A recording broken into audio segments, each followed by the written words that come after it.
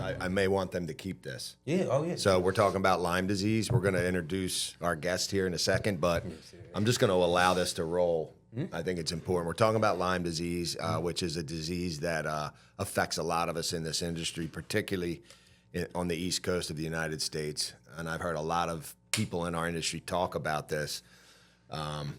Rick was talking about an episode that he had and how scary it can be. I'm dealing with chronic Lyme right now. We talked about it on an episode with Ray Eager that owns Gap Arbor Supply.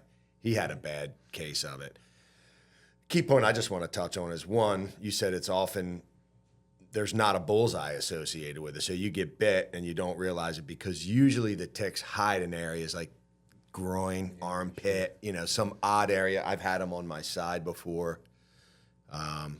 Not only that, but I was getting the classic PCR test almost annually, but every couple years I thought I better get checked. And what I realized was the PCR test is not inadequate. There are a high percentage of false negatives. Right. And so you wind up, and symptomatically, especially what the woman who told me who did the blood testing and everything said that oftentimes with people sort of my age, with older men in particular, you just have this, I'm just going to keep pushing. I feel like I'm just getting older.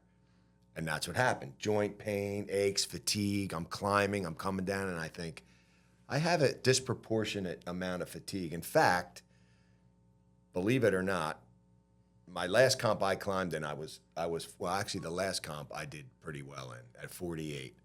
But one before that, I remember foot locking. And I got 2/3 of the way up and every muscle in my body started cramping. And for the longest time, I thought it was just like that I had this propensity to cramp and that it was some type of an electrolyte problem. And when I spoke to the doctor, she's a naturopath and an MD, and I asked her, could I have had this for an extended period, 10 plus years? Absolutely. Yeah. So sometimes your immune system can keep you functioning, but you're functioning sort of at this like almost lesser level. Yeah. And it got to the point about 2 years ago where I was starting to really slip cognitively, where I would try to say, reference you, and I'd be talking to Brick, and I'd say, well, and I could see your face, and I know you, and I couldn't pull your name out. Right. And I got scared. Yeah. And so that led me down the road. And then I had these weird rashes come up, like discolored skin and different things, and went down the path and got diagnosed. So my point to all this for the listeners really is, if you feel off, get checked. Also check yourself on a daily basis. But beyond that, the test that they use, the typical sort of PCR test, is inadequate. And it is not something that you want to contend with if you don't have to. So it's an odd way to start, but we were having this little dialogue beforehand. So let me... And it's a small data set. It's only 3 people, but 100% of us have it. Yeah. So it's an industry problem. 100%. So it's something we need to be aware of. Absolutely. And be monitoring. Absolutely. And so I think it's appropriate to remind sort of the rank and file, right, that this is something to be aware of. But anyway, so I just want to now kick it off officially. Welcome to the Aging Arborist Podcast, episode 21. It's crazy to me. Brick and I were talking about this, that in June it'll be 2 years we've been doing this. We missed those couple episodes, back in the winter as we sort of retooled and changed some things and changed our focus and our studio. So here we are. Just welcome everybody. We're so amazingly grateful for people that send us messages, that come up to us, talk to us about how the podcast is affecting them, and that's really the point of it. It's those of you that are listening or watching. It's really all about you. So super grateful for that. So I'm going to let Brick do the intro today. He's got some things he wants to say, so he's going to introduce a very special guest that we have today. There you go. The New Jersey Arborist RSA has a mission. It is the advancement of arboriculture in the state of New Jersey. It's a simple mission to read or say out loud, but this man, the executive director of the New Jersey Arborist RSA, he has made all the intangible threads come together really well, holding a high standard that the mission can come to life. Joe Gripe, I first met in 2017 as he was the executive director of the Level 2 accredited Arboretum, which also is a senior living for Meadow Lakes. He held the New Jersey tree competitions a couple years, and that's my introduction to him. That day, I saw the senior citizens love Joe, and more importantly, how Joe interacted with them in the midst of several other responsibilities he took care of that day. There was more than a job title.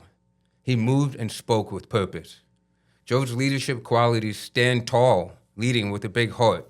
He's a husband, dad of two, intelligent, respectable, and an inspirational member of this community that we are proud to be a part of.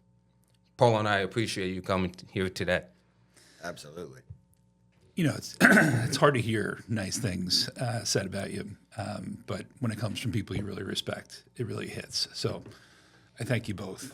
And before we start, I wanted to present you just with something small. You know, you guys, I'm sure you are hearing this from the trade shows and everyone that you speak with, but what you're doing is really important, and we all really appreciate and respect it. So I don't want to spend a lot of time on it, but we got you. This is just from me, but That's awesome, dude. got you a knife and Oh, my man. some honey from the Oh, arboretum. sweet. Dude, that's Dude, that's beautiful. No. Wow. Yeah. Thank you so much. I appreciate it. That's really cool. We are big consumers of honey in our house. Oh, this comes right from Right From from the Meadow Lakes. arboretum Meadow in Lakes, in yeah. Hightstown. Yeah. So That's- little Kershaw knife. I great. love those things. Oh, yeah. Yeah. They're not so expensive. You're afraid to use them. Yeah. You know, you just Yeah, beat them yeah, up, yeah. and they're good little knives. So That's awesome. Sweet, you know, man, I appreciate it. the whole industry appreciates what you're doing. I appreciate that. And That's, thank you for that very kind introduction. Appreciate it. You're welcome. It is funny how we kind of people say things and you're kind of like it just makes you like a little Yeah, uncomfortable in yeah. your own skin. But sometimes there's a little bit of I'll even jump in on it. It is funny or it's weird. It feels weird, but I just learned this from the last tree conference we had, having a conversation with somebody who went, and he pointed out that pretty much what he's saying is when you do the work, and that now you're in the spotlight because of the work, that's why you feel weird, but you did the work to be in the spotlight, so don't feel weird about it.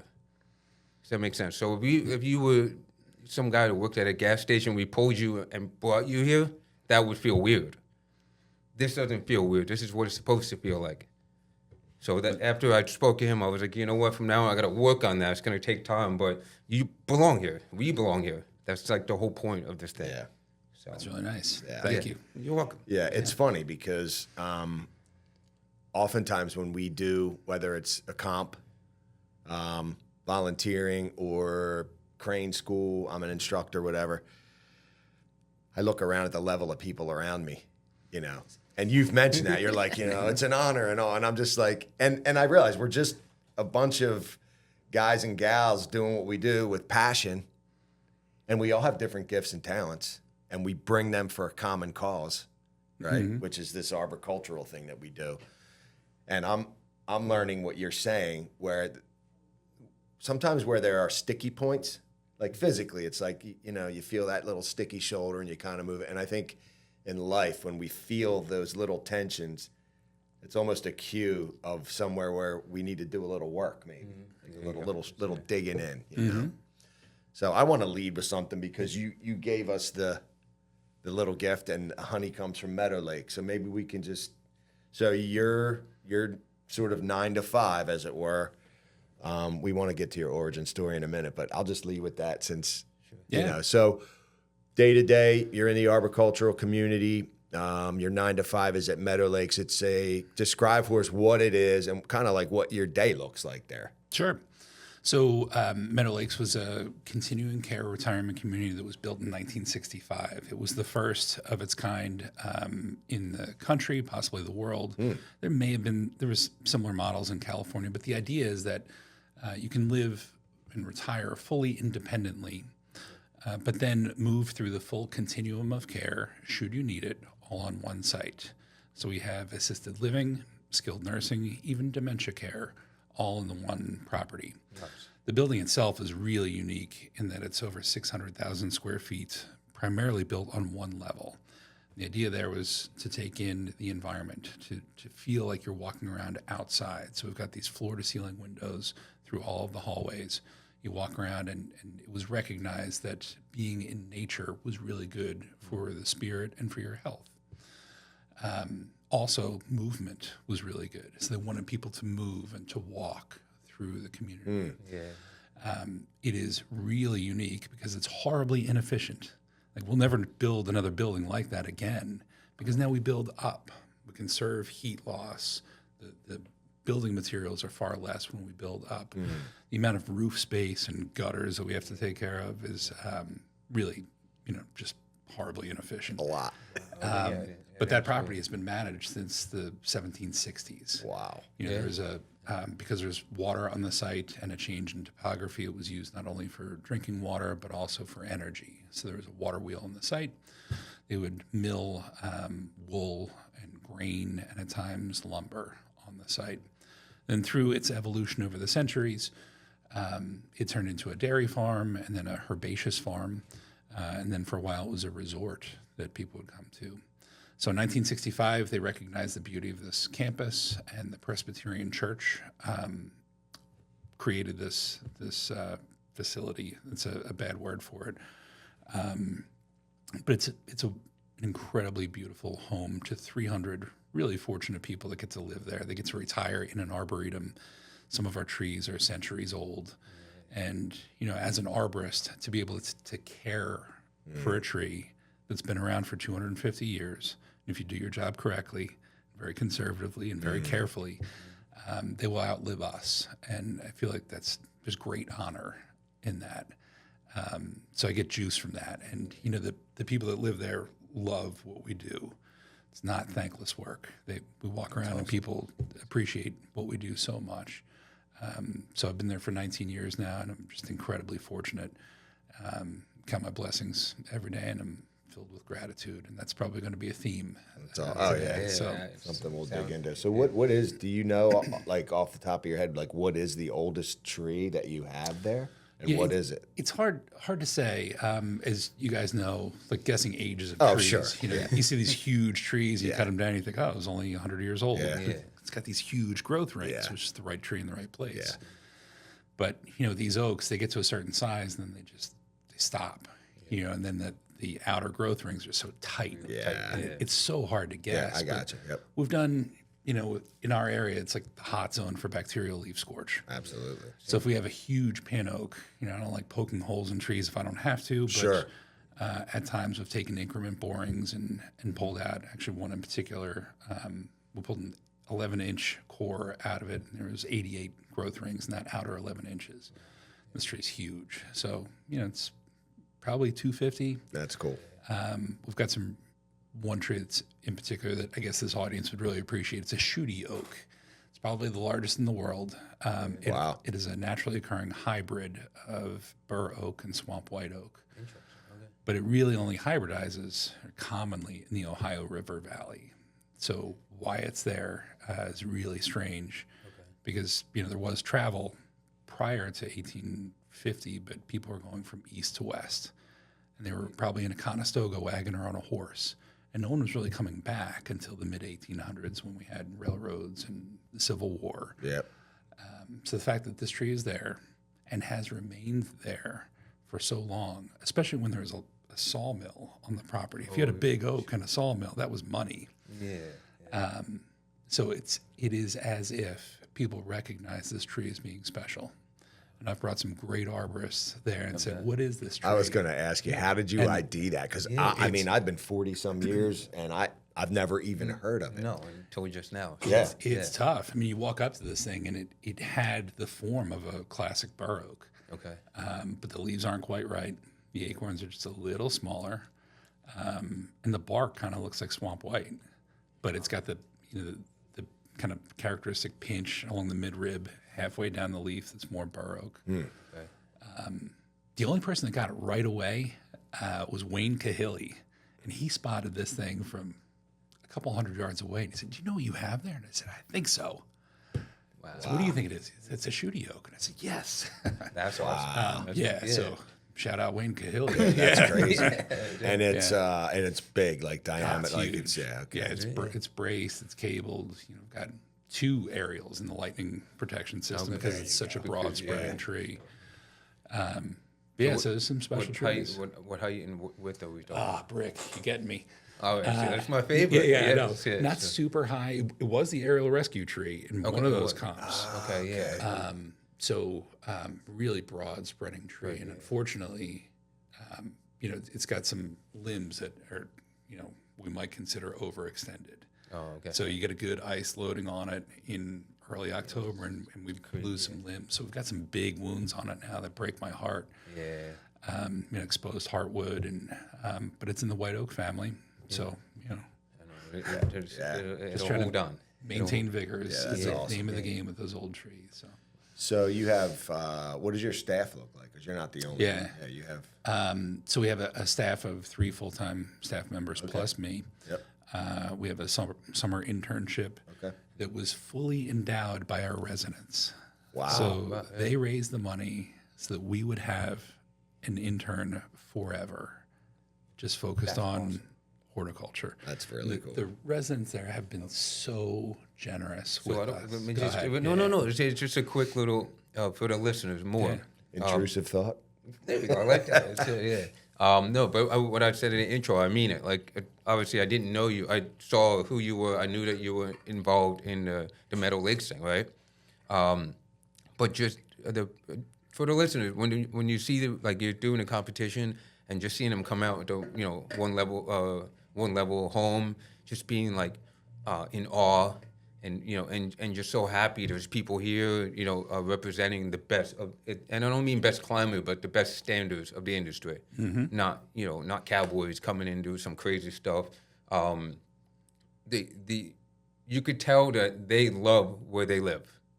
They love where they live, but it wasn't like my house. It was the land, the trees, and that's right. I just want to throw that in there for the listeners because it makes sense what you said that they worked together to endow the internship. Yes. I'm not surprised based on what I saw in that little window of one day of doing a competition. So, when we're looking to hire someone, they want to know what they're going to be paid.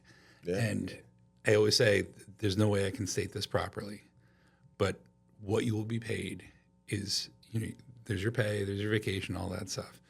But it's so rewarding to work here, to know that we're really making a difference. It's very meaningful work, and you will become part of this community.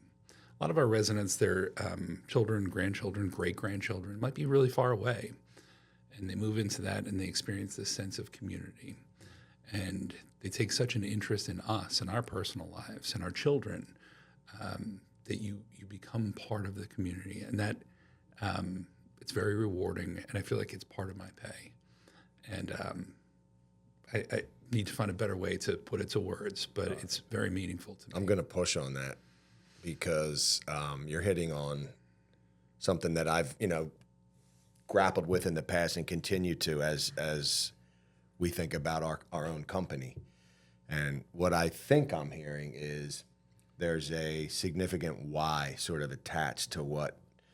So if you were, we're sitting here, we're having this conversation, and we talked about natural flow and the way things go. You just prompted a thought of, because ultimately, on its face, what these conversations are about is us getting to know each other better on a more deep level. But then folks that listen can benefit maybe from some things that are said that they hadn't thought of, and it triggers some thoughts. So, if we're sitting down, and this is open to all of us, just to start a little banter about this, how important do you think it is for people getting into an industry like this?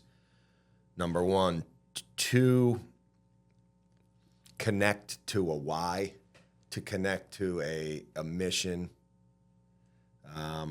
and then how do we go about it? What kind of questions do we need to ask ourselves to discover the reason we get out of bed every day? And I think there's always the canned answer about, family and I'm providing and these type of things, which is normal and natural. But to me, that's also just very surface level, because I think it's why most of us do it. But you're talking about something completely different. You're talking about connecting with the people at the very place where you're working. So, I mean, if either one of you want to just, and I know I'm poking at it, but I think this is a really valuable topic. I love it. Yeah. So, I mean, I think our industry is very unique for all the reasons that everyone listening to the show already knows about. Mm-hmm.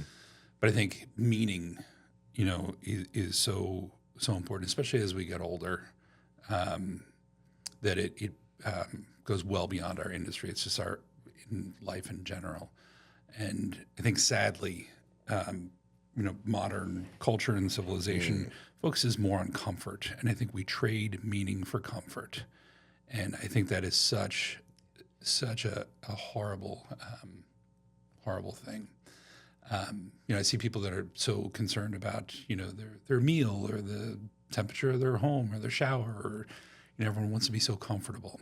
And I think that's such a mistake in life. And I think, when we're on our deathbeds, to think, I was very comfortable my whole life. What a horrible loss. Wow. You just sacrificed your life. This is such an incredible gift. And I think opportunities to create meaning are so important. And I think back to your episode with Rick, how he found that guy's saw. And he went to the saw shop and he tracked down the owner. And he spent time to return that guy's saw. Or Glenn Riggs, who was already done for the day on a Friday afternoon, and he was done. But then I heard about, I don't remember who it was, but someone got stuck. They had 2 buckets and they were stuck, and he came out and saved them. It's okay. You're spot on. Yeah. This is the juice. Pete, it was Pete. It was Pete. Yeah. Okay. It wasn't him, but it was somebody a job he he was on. Yeah, It was a job Pete. Yeah. Somebody got themselves jammed up. Yeah, that's it. Yeah. Yeah. But these things, they might seem like they're little things, but this is life. Yeah. This is what it's all about. And just creating that meaning and sacrificing your comfort and doing those things. That's the juice that motivates me. And I think, with the chapter, one of our core values is mentorship, and trying to mentor younger people or people that are more novice in the industry. I think it's so rewarding, and I'm constantly in search for meaning, and that's where I get the juice. So what do you? I mean, I don't know. I'm just someone hears that and they're saying, "Man, meaning. How do I find meaning? Like, what are some ways? Like, what are some questions a person can ask themselves? Like, how do we?" Because I resonate with that, and I think we're in this room together for that reason. And we were talking about this out in the parking lot, and I said it to you, like, I'm going to Pendle. It's a 6-hour drive. Do I want to jump in the car Friday, drive 6 hours, hang out Saturday, sleep, get home, drive home Sunday 6 hours, and go to work Monday or Tuesday or whatever? Yeah, Monday. It's a schlep, but I get to hang with my boys, You're sacrificing comfort. Yes. You could be laying around reading a book or sitting by the pool, but no, you sacrifice some comfort, and you put in the energy, and what do you get back is so much more valuable. Yeah, no, my only addition to it is, you just nailed it, that I really do believe, and I even spoke about this. Remember, I spoke at the TCI Expo. You nailed it. Comfort is the problem. It's literally, there's a book called The Comfort Crisis. And the whole concept of it is exactly what you said. It's the idea that, it makes sense. The point is to make life easier, right, as a human being. Like, do you want to sleep outside in a tent when it's 42 degrees and the wind's whipping? Or do you want to be inside of a house where it's, controlled temperature? Makes sense. Sure. Like, for survivability, it makes sense to pick the thing that's going to help you. However, we got so far into the comfort, like too far, that we don't know what that's like anymore. And that's what you're talking about, that meaning, that feeling, that the life force, the life energy. Not saying you have to just burn your house down and go live in the middle of the woods, and, that's not the point. But revisiting that daily in some way, shape, or form, and just getting little drips of that will give you meaning. Mm-hmm. In my opinion, 100%. And I think for you, the question, like, how do the listeners, like, where do I start? And I think it sounds like from just a natural cause. The sacrifice for the community is where you should start. With community, Meadow Lakes, community tree industry, but even your own family or friends.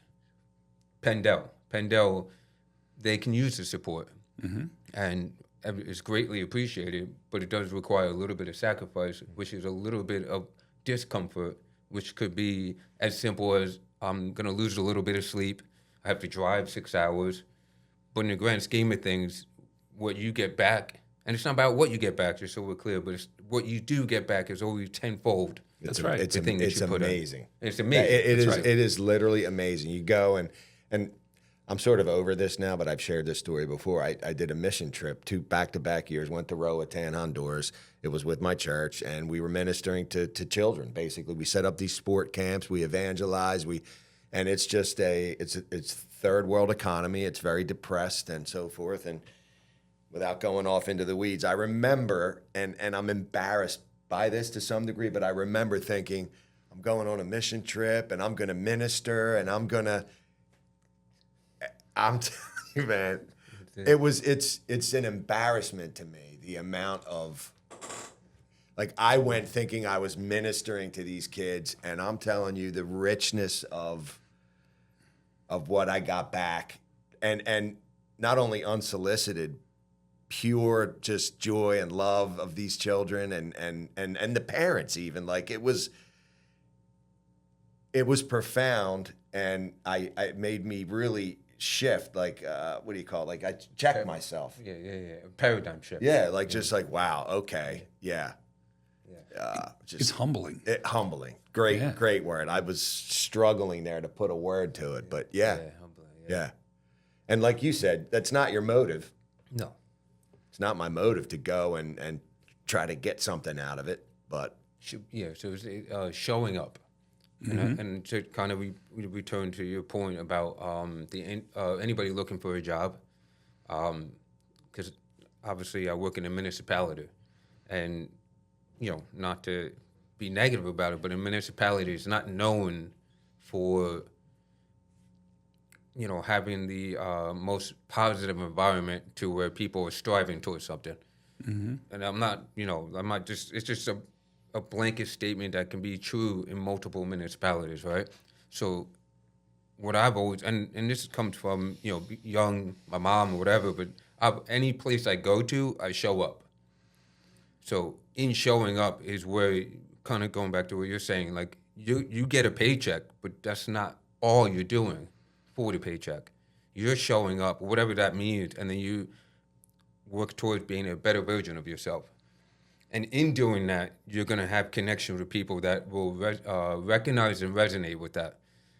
Senior living, senior citizens that are living there, you're going to get that from them. I could get it from a homeowner that I had no idea was watching me climb a tree, carefully take 1 limb or 2 limbs off, around, by the fence or whatever. And that conversation afterwards is the recognition of that person showing up, not the person who shows up for a paycheck. Does that make sense? Right? For sure. Yeah. I mean, you have to have a motor, right? You got to show up. I need to see a motor. I need to see like some drive. heck yeah. When I'm looking to hire someone, I've always said, like, I hire for attitude. I don't care what I'd prefer you didn't know too much about horticulture or trees, and I need to see the attitude. But in that attitude, there has to be a motor too. Like, I need to see some drive, and with that motor, then we're off to the races. Agreed. Then we can go. So you got to show up. You got to work, and we're 90% there. Yeah. Right. Yeah, I always say hire for attitude, train for skill. Right. There you go. Perfect. And like you said, we just had an incident where we hired a young man, and it was a constant battle with the PPE, and he thought the cool kids didn't wear it, and I'm like, no, all the cool guys I know are high level PPE guys.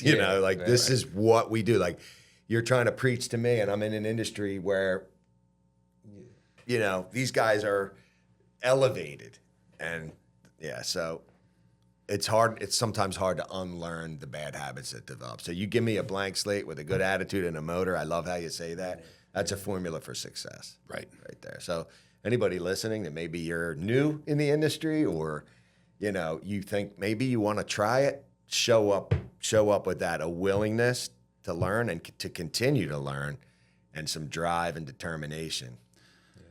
You often hear people talk about talent. Oh, he's so talented, or she's so talented. But I think that takes away from the effort and the years of commitment.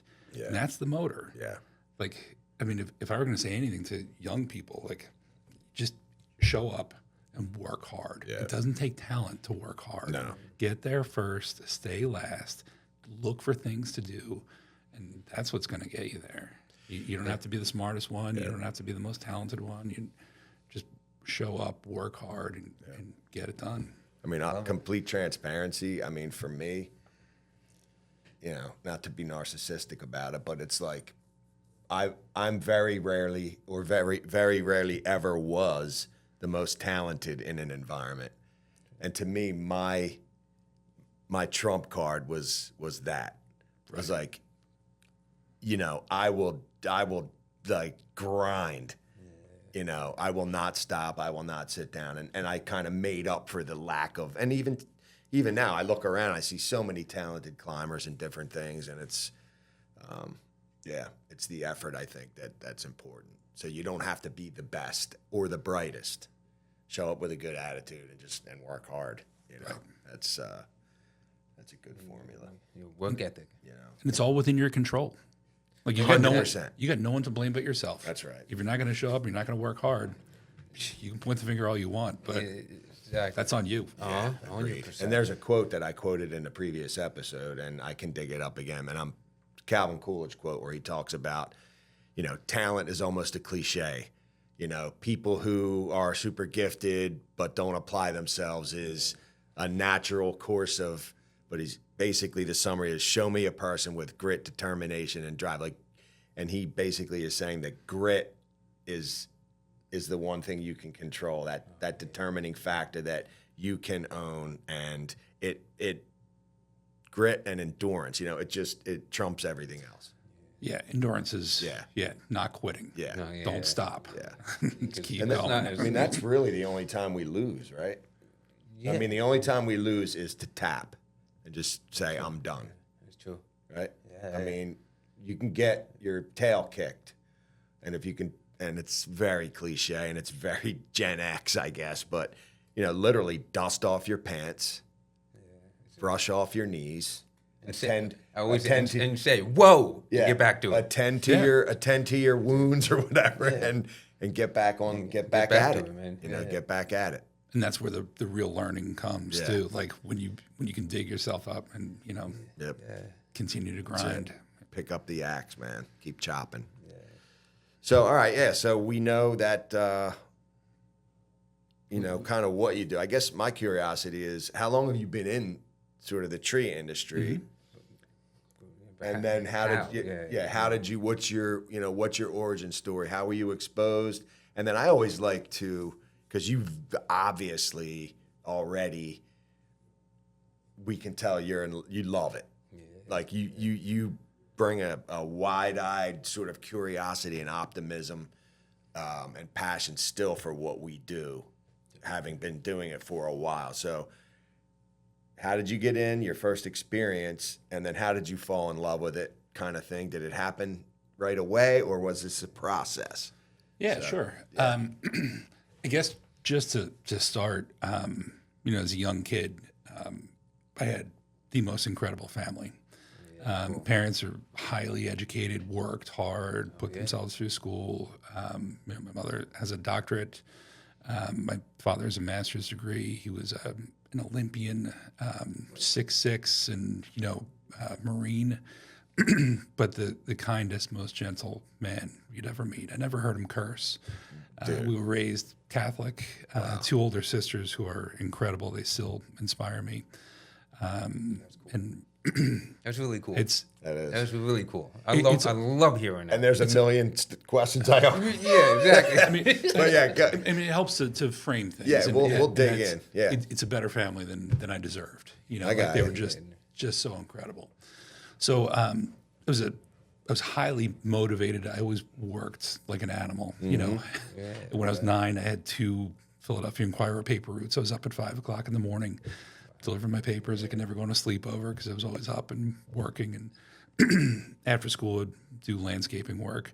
Completely unmotivated in school. I was a lousy student.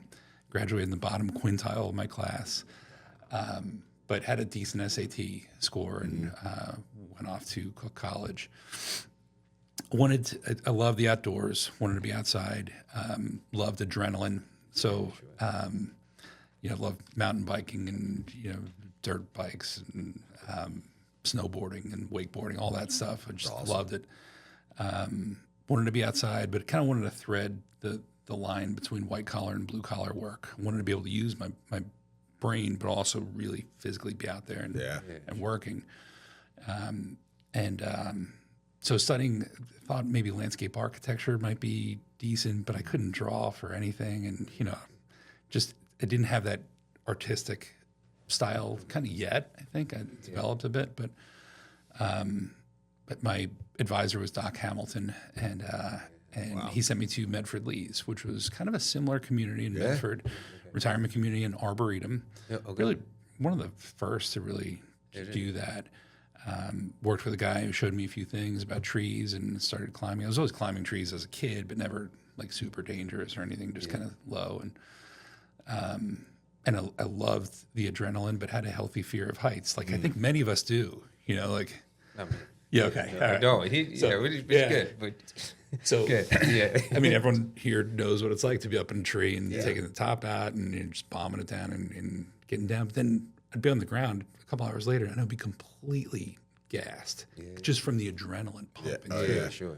That is addictive. Sure. But when I hired my first climber, I was like, "Oh, I have no business climbing trees." Oh, well, yeah. So in college, I remember learning about the business theory of red water and blue water, and I thought, I see these guys out mowing lawns, and I was like, I don't know, I guess, but I didn't really want to be on a mower when I was 50 or 60 years old. And someone said, when you're doing that kind of work, there's sharks in the water. Everyone's feeding, and you might get undercut by a kid with a lawnmower for $2 a week, and now you're out, and it's like a feeding frenzy. And it's stressful. If you can really specialize and be the one guy that does one thing really well, now all of a sudden you're out in the blue water, and it's calmer and it's more peaceful. And the one thing I loved about the outdoors was big trees. I just loved big trees. I thought, maybe I'll just pursue this. And one thing led to another. I graduated and just started doing some tree work and climbed for a bit. Had my own little tree service in South Jersey. The one nice thing about Medford Lees at the time, I could punch the clock whenever I wanted. Yeah. So whenever you wanted? Yes. Oh, interesting. So I'd put in 2 13-hour days and a 14-hour day, and then I'd go do tree work. And I started my own business and was just doing tree work and just grinding. So you're in your 20s at this time? Yeah. Like early 20s. So like college age, 22. Right out of college, yeah. What was your degree that you got? Environmental planning and design, and I had a focus in forestry and horticulture. Okay, gotcha. Cool. So we'd go out to clients' properties and they'd say, "Oh, we gotta get rid of these trees. They're scary." I'm like, "No, please don't. We got to try to save these things and try to talk them into it." And sometimes, people just don't want their trees. And, Sure. But I really wanted to focus on tree preservation.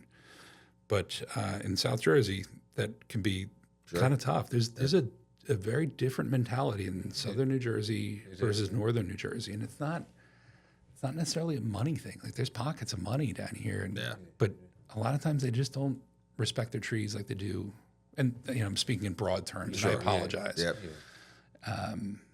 But I guess it was about 2008 when the job at Meadow Lakes opened up, and it was 19 years ago. When I got the job at Meadow Lakes, and they wanted me to close my business, so I did, and just shifted, and my phone stopped ringing. It was 2008. I got a Oh, little yeah. scared and got a little tight. Oh, yeah. So it was just really dumb luck, and Good landed timing. at Meadow Lakes, and kind of got that ball rolling. So it's been 34 years now. I've been in the industry in some capacity. So That's awesome. Yeah, that's pretty cool. No, it's really cool. So, So I didn't, just for the listeners, I didn't know that. Like, Yes. I know, again, 2017 is the first initial awareness of who you are. And then we got to build a relationship, Yeah. a little by little. But this is our first time actually yeah. diving in. So I appreciate it. I do. It's cool. Well, and we were talking in the parking lot about being isolated. yeah. I wasn't connected with the community at all. I would go out. I knew how to work on trees, and I studied myself, and I was, became a certified arborist, and was studying and wanted to be better and wanted to help trees. But I was super isolated, and I would go to. I was always a Pendel guy at the time because their conference was so great back then. Still a great conference. Yep. But wasn't really connected and wouldn't really talk to anyone. I was just kind of in the back and studying, and go home and take what I had learned. But now I see the value in being connected to the industry and going to these events, and I think that's where we're getting more juice just from connecting and learning from each other and mentoring and being a mentor, being a mentee. That's it. Yeah, I'm big on that. Working both ends of that formula. Yeah, it's funny because when I did my stint at Bartlett back in '90, that was in Ballackinwood. So my start was in Pendel. Like that was kind of and I remember looking up like ISA and memberships and chapters, and I was like, oh, this is my home chapter, and and then I didn't stay there for very long, and then came back to Jersey. And it was funny because the Pendel stuff, that's when you had Pendel, and then you had the Western chapter. So Pendel was more local for me. I'm right up against the river there in Swedesboro. So to me, it was most of their events were actually closer than That's right. Jersey, because Jersey was always like a few hours, couple hours north, an hour and a half, Mm-hmm. And about '93 was the first time I went to a Jersey conference.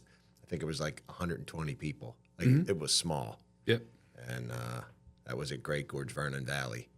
And that's kind of when I just remember walking in and somebody was like, oh, there's the tree climbing champion. And it was Mark. I'm like, that guy, 10 years later. Yeah. You know what I mean? There And it it's is the again. same, like, Yeah, right? Yeah. so when did you kind of when did you make the shift over to Jersey? What was it? Because I'm trying to remember. He's very good at saying it was this year that I saw you. Because I remember seeing you and just, you're big. Dude, how tall are you? 6'2". Okay. So I just, it's probably 6'2" plus, Plus the energy. the presence. Oh, He's boy. like, Oh, yeah, he absolutely. transports like a bigger dude, you know? Yeah. Absolutely. And yeah, so I remember seeing you before I knew you, and that's a theme with me. It's like, oh, I remember seeing that face a bit before there was any connection at all. Do you remember what year that would have been by chance, or? It was a slow transition. Okay. I always remember New Jersey had like really good speakers. Sure. Too. Yep. And education was always a hallmark in New Jersey for sure. Yep. But I can't say there was one year where all of a sudden I jumped on the scene. Yep. You just kind of Yeah. slow cook. So let's see, Dave Johnson in Collingswood was a big mentor of mine. He helped Brian Leusner from Moorestown Township and me become CTEs kind of earlier on. And I remember, so Dave Johnson worked for the state forestry department, was heavily involved with the CTE board at the time. Yep. And he took Brian and me out to, I think it was Knight Park in Collingswood on a Saturday, and spent all day with us. Wow. Just showing us trees that we'd never seen and helping us study and prepare. And by the end of the day, he's like, all right, I had to get home for my daughter's soccer game. I think it was a soccer game. I said, Dave, how old are your kids? And they were young. And this guy spent all day with us, away from his family, just trying to help us train. I said, why are you doing this? He said, well, we need more CTEs in southern New Jersey. And that level of commitment just to help people that he didn't even know. really resonated with me, and I carry that with me often. That's awesome. I think of Dave a lot. Yeah. So Miss that guy for sure. yeah, He was integral in my development too, because he was around all the time. yeah, I mean, his tree ID was ridiculous. yeah. He was great. Yeah. So I said, I remember telling him after I became a CTE, certified tree expert in New Jersey, what can I do to help? What can I do? I don't have kids yet. I've got time. I want to help. Yeah. And he said, well, the CTE board is going to be going from a 3-member board to a 9-member board. Why don't you throw your hat in the ring? And I did. And that was in 2010 when the law had first been passed, but had yet to be promulgated. That didn't happen until 2017. So, geez, I don't remember what year that would have been. Wow. But I went through that process and got on the board of tree experts kind of early on, and I felt honored by that. Sure. And wanted to deliver the goods and make sure that I could have a meaningful impact. So the board of tree experts was probably my first official kind of entry into. Yeah. Like the community, like instead of a fishbowl, now you're in the community. Is that what you're Right, thinking? and volunteerism. Yeah. And fortunately, Meadow Lakes is so good. As a level 2 internationally accredited arboretum, we have component goals for outreach and education, and they have been so supportive in me or to me to go out and help other organizations, and that was a great role. So they covered my time to go to these meetings and help and do a lot of writing for them too, and really try to help get that program going. Yeah. So, and then it kind of spiraled out, and there's many other organizations now that I also help with. But I don't remember what the original question was there, Paul. I'm sorry. No, it's all good. That's so the official, I guess that's just how I got So, into it. you're on track. So that's why I said like Meadow Lakes is a wonderful place, stunning, everything else. But just working there only, everywhere you work, you can always end up in a fishbowl, even if it's the most amazing place or a crappy place, right? So you're gonna end up in a fishbowl because that's where you are. That's why we always try to emphasize for new people especially, but even people in the industry that don't go to events, that don't show up even to be a spectator at a competition, is that you're missing out on the thing that fills your cup. So that's what was the question was, more of like, how did you, when did you guys meet? How did you get out of the fishbowl? Even Paul, like you have a fishbowl with your business. Absolutely. It's the same thing. So so you're telling the story, like I'm following along. I know where you're at, and it sounds like Dave Johnson, who I haven't had a chance to really connect with. Everything I hear about him, wonderful. Mm-hmm. But it sounds like Dave Johnson was your initial moment out of the fishbowl, and then he was like, "Oh, by the way, try this, try mm-hmm. that," and thankfully you jumped on that because you are bringing the energy that the community needs. You always have for me. So that's where we're at right now. So Dave Johnson, Board of Tree Experts, just kind of. Yeah, I mean, my the original question was just when Joe remembers just kind of like plugging into New Jersey and kind of starting that ball rolling, and then it just seems like you remind me of this saying: when you want to get something done, give it to a busy person, because they know how to get stuff done. You're like, oh, this guy's over here twiddling his thumbs, and you give him some piece of paperwork, and it's like, I'll get to that, Okay, yeah. And Joe, it's like, hey, this, and he's like, I have 17 other plates spinning. I can certainly handle one. I mean, that's definitely a weakness of mine. I'm not good at saying no, and I don't think it's healthy. And it comes at a cost. It does, and I won't let it come at a cost to my family. Okay. My 2 young kids are the world to me. They're 10 and 14, and a lot of times they'll see me just banging away on the computer, and I'm working hard, but I'm still present. Sure. And but not saying no, because I feel a sense of commitment that I love this industry and the people in it so much. that I want to help. But sometimes I think it is important to say no, and I'm not very good at that. So I'm learning that too, just so you know. Yeah, 100%. We had this exchange the other day, and it's a lifelong process, because we shared a text back and forth about Pendel, and I just threw it out to him, and I don't do it to. It's just a thing. I'm like, hey, I think I'm making this trip. And I knew he just came back from Germany, gave a talk over there. He's got kids going. They're in sports. He's got a full-time job on top of it. He's helping with the podcast. He's competing in competitions. That's a little bit of stuff that you're doing, right? Like, right. So it's like, you want to take this, 12 hours of driving and whatever. And so I get it. yes. Yeah, Right. exactly. Yeah.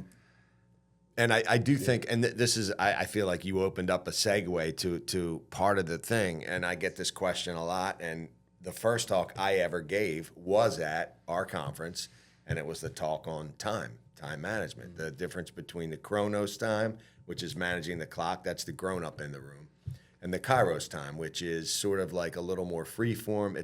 Kairos are those moments in time that we have where we have connection, where it typically interrupts the chronology. It interrupts the daily flow. It interrupts our to-do list. But we have to leave space for that.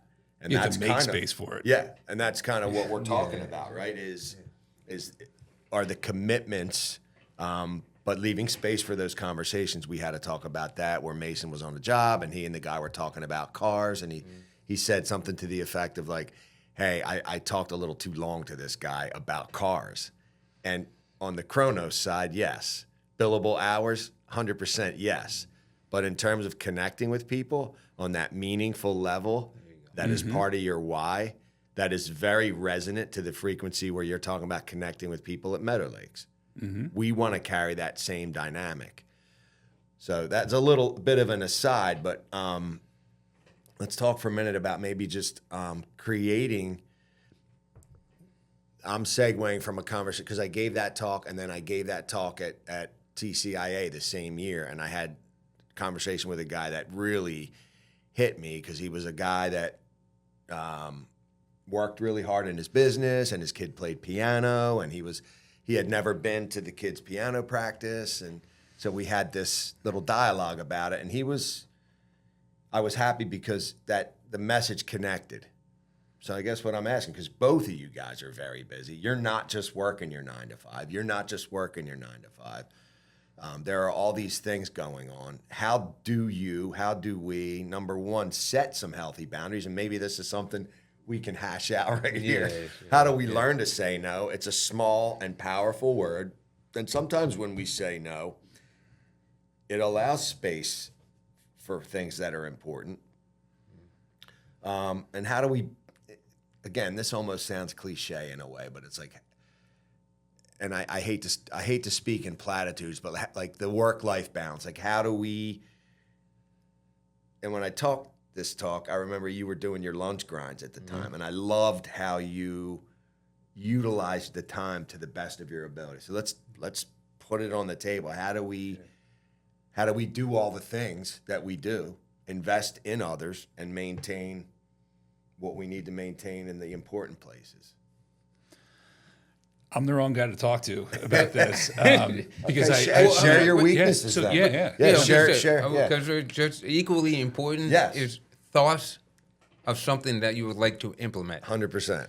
So let's go with that. So I agree. I totally get it. But I know you're intelligent. I don't mean it. I'm not sugarcoating. I know you are. So I know that there's a thought that you have, like, if I could learn to say no, this would happen. Yeah, this kind of weighs on me heavily. Like I definitely just keep saying yes, and I just keep taking it on, and I end up like sometimes people think that I'm very organized, and I love that. I'm one of them. Yeah. Organized chaos. It is truly chaotic, and I'm coming to this very openly, and hopefully the audience can learn from this. But I just take on too much, and I end up just triaging, like, what's coming up next, and my time frames are getting shorter and shorter. I'm like, all right, I got to get this done, and then I can be organized to get that next job done. And I force myself, all right, I need an outline, I need an action plan. What are we doing? And but those timelines are getting very short because I'm taking on too much. Again, I will not let it come at a cost to my family, which is the most important thing to me. But just triaging and doing the next important thing and trying to keep a focus on what's coming up down the road too. What I find in my personal life is that it's coming at a cost to my physical conditioning. Interesting. So you two guys are really good for this because you're in great physical shape. I do not make space for my own physical conditioning, and I think that's a mistake. Yeah. And I think down the road, that's going to be a concern for me. But in the meantime, I'm just grinding and trying to do as much good as I can to do meaningful work to help other people, my family first and foremost, but other young arborists, other residents of my community, and neighbors, and I want to do good, meaningful, productive work for everyone else. I get juice from that, but where it's coming at a cost is probably my physical conditioning. So you guys can probably speak to that better. I mean, there are two things that pop into my head right away. One is, and I'm going to try to not do an aside here or go down a rabbit hole, but one is and I speak for those of us that know you, I'm speaking, those of us that know you, and I say this to my wife sometimes, I'm like, we want you here, we need you here, take care of yourself kind of thing, right? So that's the message. It's like, okay, I'm not doing the things I need to do to take care of myself. If you're not here, present, in good condition, physically, mentally, spiritually, right, the things that make us up, if we're not well, we're not bringing our best because we're diminished in some capacity. So sometimes the no is like, no, because I need to plug back in, recharge, get full, and then I can give you the best of myself when I'm available. And that conversation really is what got my wife to start going to yoga. She's so servant-minded and just pours herself out there. I'm like, babe, you're breaking down. Like, you've got to take some time and go do this thing a few hours a week and just have a peaceful moment and take care of your physical body. The other side of it is I go in and out of it. So, like, I was in the gym grinding all winter because it was slow. And then when it broke loose, I'm like, I got to sell at the cost of my physical body. Mm-hmm. Grinding on sales, taking on extra sales days because I need to get the backlog going. And now now I'm back in the gym. So one of my mentors told me years ago, he's like, look, man, you're going to flow in and out of seasons. Don't beat yourself up if you're not doing, at the time it was like youth ministry. He's like, your season comes in the spring. You need to grind at work. If you can't be here on Wednesday night youth group, it is what it is. You have a job. You have a family. You have to provide for them. I forget what the other. No. So it was, that lands. but Yeah. that was that was it. It's like taking care of yourself and yeah. So the way I'm looking at it is I love I think it's called oxymoron. Yeah. Right. Basically, right. If I'm not Sweet smelling sewer. There you go. Okay, so there you go. So the jumbo idea, shrimp. Yeah, maybe paradox, dichotomy, paradox. But I'll give you an example. The idea that you have to work out actually gives you more energy, but you're tired to begin with. Right. Does that make sense? Sure. So it's like a perfect way of like, because I use that one a lot because it seems to be what people can understand. Mm-hmm. So obviously the idea is to learn to say no so you can have time for yourself to recharge so that you can actually plug in at 100%, hopefully. Mm-hmm. But what are you plugging into if you haven't created opportunities by grinding to begin with?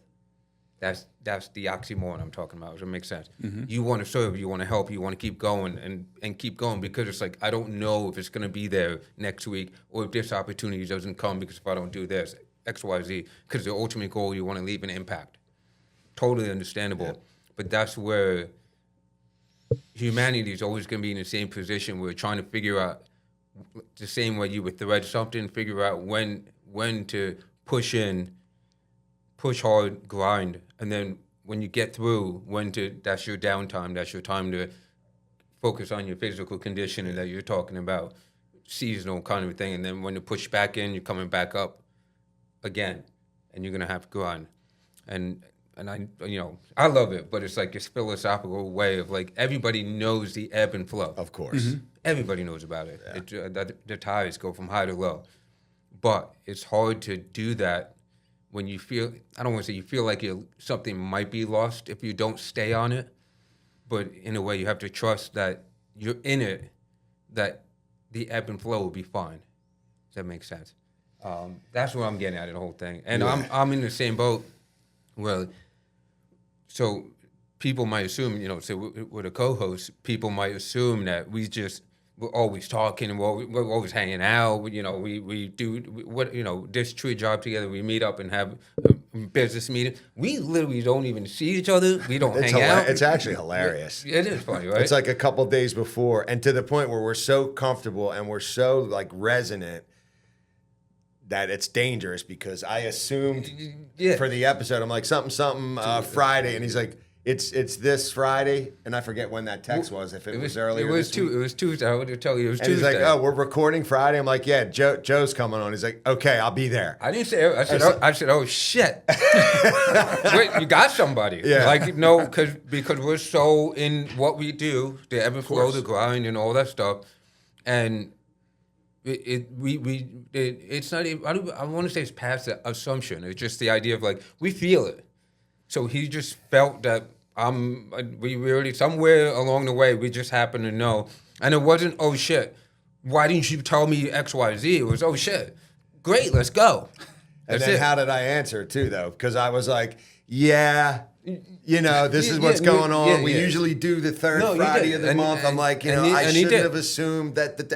But also I take the responsibility to a degree of like, given some sense of framework of having guests lined up and when we're doing it, when it's getting released. And what I'm hearing, and it's funny because there's a little bit of alignment here, I think. And again, not to label or whatever, but a lot of us in this industry, I'm going to say it, take it with a grain of salt, the whole ADHD mindset, whatever. I think it's a gift. I don't see it as any type of a thing other than just some people are wired this way. And I'm curious to know if you operate like this. In my mind, it's binary. It's now, not now. So I have, right? The busier you get, yeah. See what I'm saying? Yeah, so I have this list of stuff. And like even to the point where it affects, because my wife is a little more, has that sense of structure. And she'll ask me a question and I realize I don't have to deal with it now and I can't deal with it now. So it's not now. So it just, I have all this, the podcast, the work, the business, I'm hiring, I'm interviewing, I'm on and on and on. And I'm trying to do a little bit of volunteering, and we got our comp coming up, which we'll talk about. Pendle's coming up. I'm taking this road trip. Just got back from my daughter's graduation, traveled 9 hours to Tennessee and back in a, 60-hour period. So there's a lot going on. So sometimes it's now, not now. It's binary. It's like, and that's what happened here. Oh, yeah. It's like, podcast is coming up. It was not now until it was now. Yeah, there you go. Does that resonate with you at all? Or? For sure. And it can feel so chaotic. It can. But I think it's important to practice gratitude because all this chaos is life. Yeah. And someday we're not going to have it. Yeah, buddy. So you appreciate, so good. Even when it's hard, you appreciate and you count your blessings and you realize what an incredible opportunity it is. And, gratitude is a hallmark of our chapter. It's one of our values. Yeah. And, but it's a practice. Yeah. It's like medicine. Agreed. It's like the law. It's like arboriculture. You're never done. You practice. That's all we do. Yeah. We're constantly learning. Yep. But you force yourself, and it's like the old wisdom, you count your blessings. Yeah. Teach my kids every night, count your blessings. Yep. Think of things that you didn't think of last night that you're grateful for. Yep. You get into that practice of it. And then all that chaos and all that stress, if you become grateful for, I don't know, maybe it sounds a little too frou-frou, but not at all. I think it's so important just to be grateful for everything we get, even the hard times. Thank you for that, because not only do I agree, but that is kind of the point I was going to say before, like not in those words, but that was perfect. But that is how you get the time to say no. You know what I mean? In your gratitude, and be like, you know what, Rebecca, whoever, hey, listen, real quick, that thing that you want to work on, if it's cool with you, it's no now, right? It's no now, but just on this, I just need this gap for I'm just throwing them. It was 2 weeks, and then we can return. Just. You see what I'm getting? So you're spot on. I know, but you're spot on because in gratitude, that is where, and for me, and again, one of the pillars of my talk in Augsburg, the literal, and it was almost like a out of the box kind of a thing. It was not science or anything, but it was more in the art end of things. And what we talk about was conscious reverence. Right, and all this is great, comp and events and this and that, and all that is great. But like, if you don't do the daily practice to do better with that, then what is the point of anything? That's literally what it comes down to. So, for example, that stranger that you meet in the street, your son Mason having a conversation about cars with the homeowner, that's the point. That's the meaning. I also see those. They're appointments. There you go. Is that a lot of these things, and you know, I don't hide my faith. So to me, a lot of these are divine appointments. Yeah, I love it. They're people that are put in our path to have a conversation.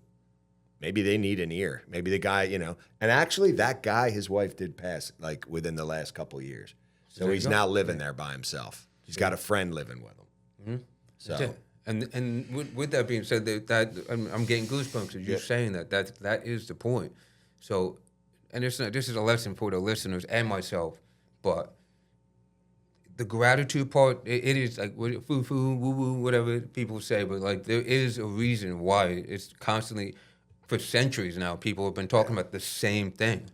Like this isn't, it's not rocket science to figure out if they're talking about it all the time through every generation. It holds its weight in gold, so to speak. And with that being said, I just like to add that ingratitude is usually a time we can figure out how to shift, because life-work balance is nonsense, in my opinion, but how to shift the energy. Like it's kind of like a gas pedal and a brake in a car, or running left and right foot. Sometimes you got to switch. You got to go back and forth instead of just mashing the gas pedal and just keep going, and then you crash. I mean, that's what I need to hear, because I love mashing the gas pedal. Yeah, listen, I'll be honest with you. I think, and I don't say this and it's funny because my wife, man, this is what's great about my wife is she'll remind me that she's like, well, you like the chaos, and she's right. It's life force. I'm not complaining. Yeah. If I didn't have this drive and that and this and that, what would I be doing? Bored. It's all about connection. The 9-hour drive, I rode in the car with my son. We talked the whole entire time. It felt like 4 hours. Yeah. It felt like halftime because we're driving, but we're having this rich, deep, and like the time I went into it, and that's what Kairos time does. Yeah. You're off the clock. You don't even know what time it is. All of a sudden, you show up in Tennessee, and you're like, that was 9 hours. Nice. And then I'm driving home by myself, and it felt like 12. Same drive. You know what I mean? Yeah. So.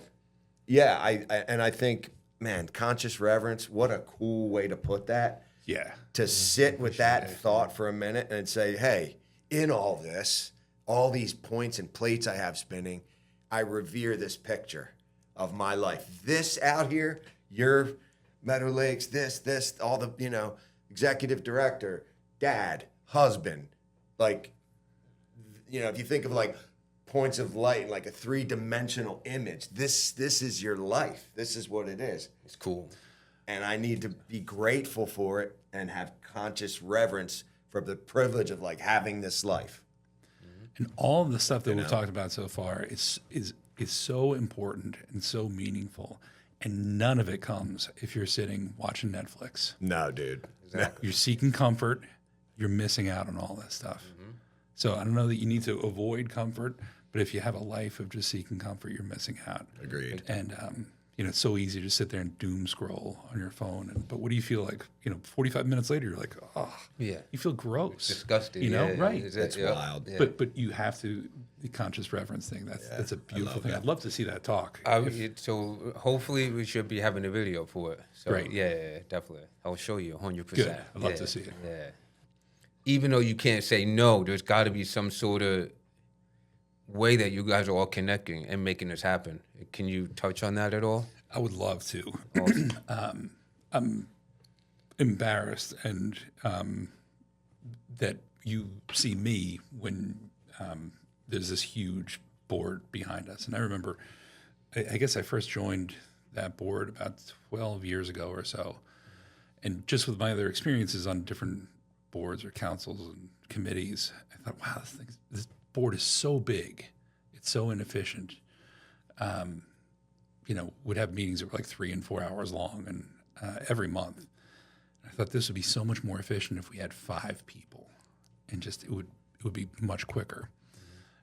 I have changed my mind. It's a big board, but to a person, I have so much respect for every person on that board. They all bring such a unique perspective and a commitment that I think is probably unique to New Jersey. New Jersey has a long history of being a small but mighty chapter, and I think Todd Pearson said, Yep. We punch hard above our weight class. Yeah, there we go. And we've got 450 members, but we've been around and had a presence for a long time, and even prior to the ISA chapter, just with the CTE board and the Society of Licensed Tree Experts, that goes back to 1941. The original CTE law was 1940. This is wild. And it really is. Yeah. And maybe just to talk real briefly about our law in New Jersey, and I'll get back to our chapter, which I'm incredibly proud of. Our law is the only law in the country that holds arborists to the current A300 standards and Z133. So in New Jersey, anything that violates those standards is against the law. That's pretty wild, and it updates with each new iteration. Wow. It's keeping pace. It's and then it's a delicate balance, though. And I'm sorry, I'm sidestepping here for a minute. No, you're good. When the law first went into place, and it was initially enforceable in 2017, everyone wanted to know, like, oh, well, this person's doing the wrong thing, and you got to get out there. How are you going to enforce this thing? And it was like, listen, in time, but be careful what you wish for too. That's right. Because I don't care what crew you're on, something could be found. Like someone's got in a corner. 100%. But the idea was to make things safer, to make tree care better, so that there was fewer accidents or incidents with the public due to bad tree care, and to make the industry safer. And I have in the past likened it to the state police on the side of the turnpike, and the speed limit's 65 miles an hour, and people are driving by at 80 all day long. And you might say, well, they're speeding. Why aren't you getting them? Well, again, be careful what you wish for. Yeah. But if someone goes blowing by at 110, Got him. they're going to get pinched. Yeah. If they continue to do that, they're going to have a real problem. That's right. So enforcement has been, kind of a delicate balance, and there were some problems initially with the way we were able to enforce the law, because everything had to be enforced in superior court, which involves deputy attorneys general. It's a very costly process. It wasn't until January of this year that now the Board of Tree Experts is able to litigate these things in lower courts, so in municipal courts. So it's going to be much more effective. So we're glad for that. It's going to make it. It has been a difficult kind of transition, and trying to do this and effectuate the law appropriately initially was a challenge. But things have turned a corner, and it's going to be much more efficient, I think. So, sorry, getting back to, that's kind of like the history of New Jersey. It's good, though. No, it's good. Because real quick, as I travel and do community stuff, it's a curiosity point for a lot of people. State, country, doesn't matter. The law, what do you mean? So there is, so you broke it down at least on simple terms. So the listeners will appreciate that. Yeah, and I think it is sort of unique to New Jersey and the way our state is laid out and the population density. Sure. I remember probably 8 or 10 years ago, someone from Texas was like, "We need a law like that." Yeah. I'm like, Yeah, I don't know. I don't know. Yeah. You're It's a big Texas. state, You're yeah. like, You're like a country. Yeah, right. It might as well be. Yeah. But in New Jersey, there are 600 different licenses. Wow. Different licenses? Yes. Wow. So, I think there's 6 or 7 different licenses for nurses. If you want to cut someone's hair, you need a barber license. If you want to shave their neck, you need a separate license. I got you. Okay. You need Yeah. a license to give someone a tattoo, to serve food, all these different things. So the fact that New Jersey in such a, I don't say high risk, but the potential for risk exists in arboriculture. I see what you're saying. It's kind of crazy that we didn't have it until now. So there's quite a bit of resistance, and it's a 2-tiered licensing structure, so people can stay in business and start out with the LTCO and then work up to the LTE if they need to. But I guess just talking about the history in New Jersey, going back to the 1940, we have always had a strong history of good arboriculture and elevating the industry. So now with the ISA chapter board, it is a big board representing lots of different industries and perspectives, and a really committed board. And they're the ones that get the credit. And our staff, as you know, Carol and Christina are Aces. machines. Yeah, crushing. And it's efficient, effective, and very nice people. yeah. and caring. Like that's what I mean. Like they just Like- they are like heart and soul types. They should be the ones in this chair, not me. Yeah, I mean, I got you. At some point soon. That's right. Oh yeah. They Having make- the guests is not the issue. Just time. Yeah, right. Like we only do it once a month, so it's but So, I mean, it's embarrassing for me to sit here when they are so good, Carol and Christina and the board. I just get to work with them, so it's an honor. And That's awesome. It's awesome.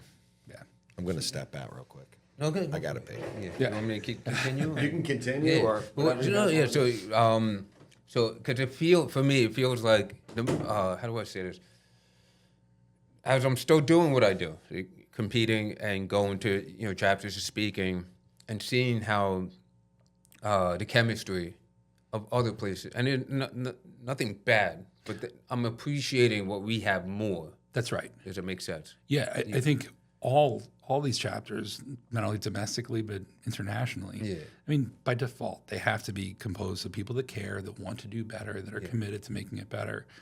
And I have an incredible respect for all chapters. I just think that in New Jersey we have something really special going on. Right? Yeah. And it's hard because it feels like you're at a peak. And you're like, where are you going to go? Yeah, It kind of gets a little scary. But then everyone comes together and it just gets a little better. It just keeps getting better. Yeah. Okay. All right. So it's Is there anything that? So I think it's fair to say that the missions, the values, the guiding principles that keep you going, right? And then that naturally, growth. But that's naturally because, like I said, it just seems to be getting better and better, which is awesome. But there's. yeah. So it's you. It's that's why I said I know it's not just you. It's everybody on the board. That's right. It's a collective unit. Yep. But there has to be a structure so everybody knows their job. Yeah, So I think everybody recognized that we had something great going on. And I'm kind of a visual person. I need to see things written out so I can process. And there was all this kind of greatness, but our steering committee took on this project of just trying to create mission, vision, and value statements, and trying to if you don't mind me, when? Because that's new, right? it Like is, yeah. 2 years ago, you guys did that. Yeah, it was about 2 years It ago. was, right? Yeah. Yep. Okay. So And that helps to really focus us around what makes the chapter special, and kind of playing to our strengths. So that really helps, and those values keep bubbling up.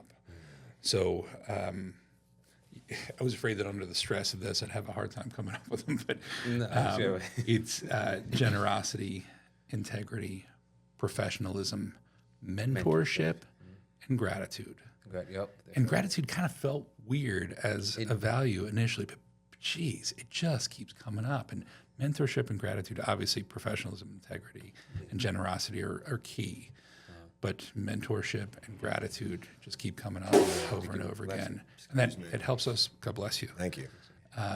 Those things really help us focus and stay focused. So do you, because I'm interested, obviously I'm not going anywhere. You better not. No, yeah, exactly. I know where you live. But I'm not going anywhere. I'm, little by little, obviously, I don't want to say it because I'm still doing what I got to do, but the point is I'm always going to be available for the next step, next chapter, next, commitment and stuff. Is it fair to say that once you guys created that, because I really do feel like there was a little bit more magic in the last 2 years. Good. I really do. And it could just... I concur. You concur, right? Yeah. And just, okay. sorry the interruption, but going in the big room this year and seeing the values on the wall, and I read them, and I was like... I took pictures of it. I thought to myself, we're hitting the mark, and I did too. I took a little video kind of thing, and I was like, this is really good. This is a structure, vision, values, mission. Boom. Yes.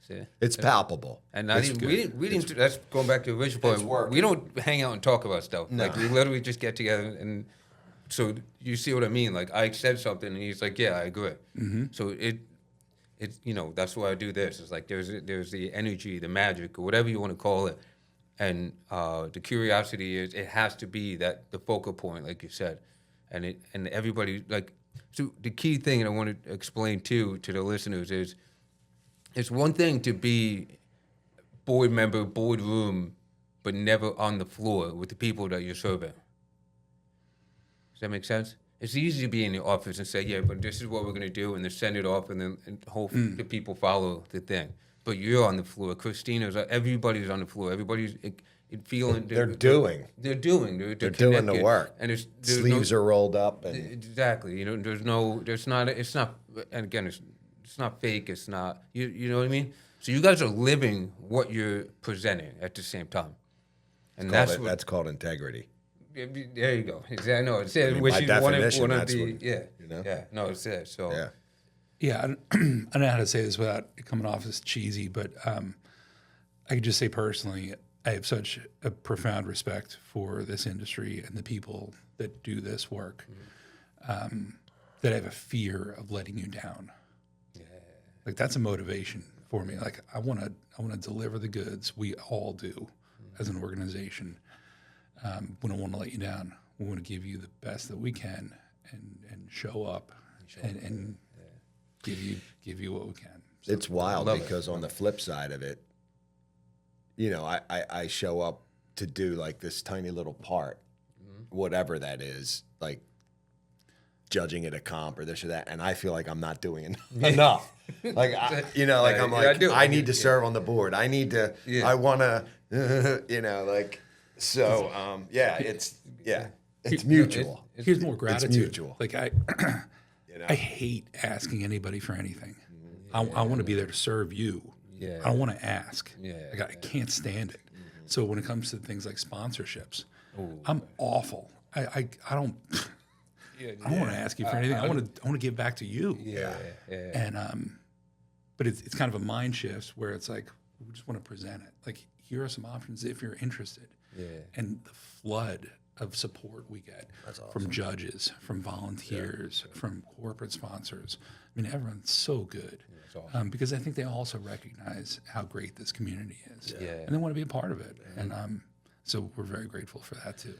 So we're sitting here and we're talking and we know what all this means and I'm this may be redundant and driving a point home, but it's intentional on my part. There's a gal driving nice old pickup truck.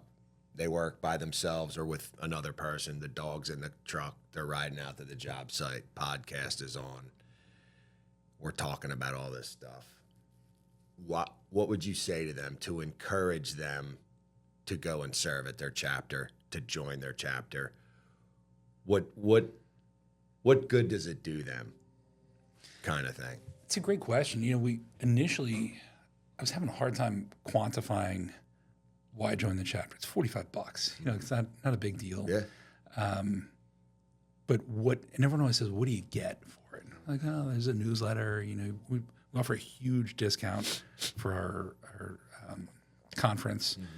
It was hard to quantify it. And Christina was talking with Lindsay Purcell, and I apologize because I'm not going to get this exactly right, but he said,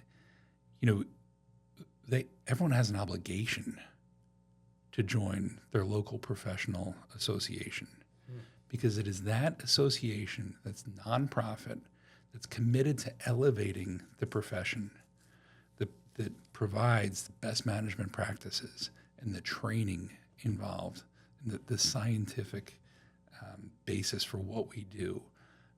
That really, if you're serious about your career, you have an obligation to join your local chapter.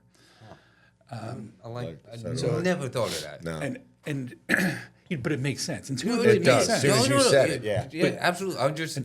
It's more. It would be more of like because when people, what do you get out of it? And you're like, oh well, you did. But switching, like, no. It's not what you get out of it. It's the obligation that you have to it. That's right.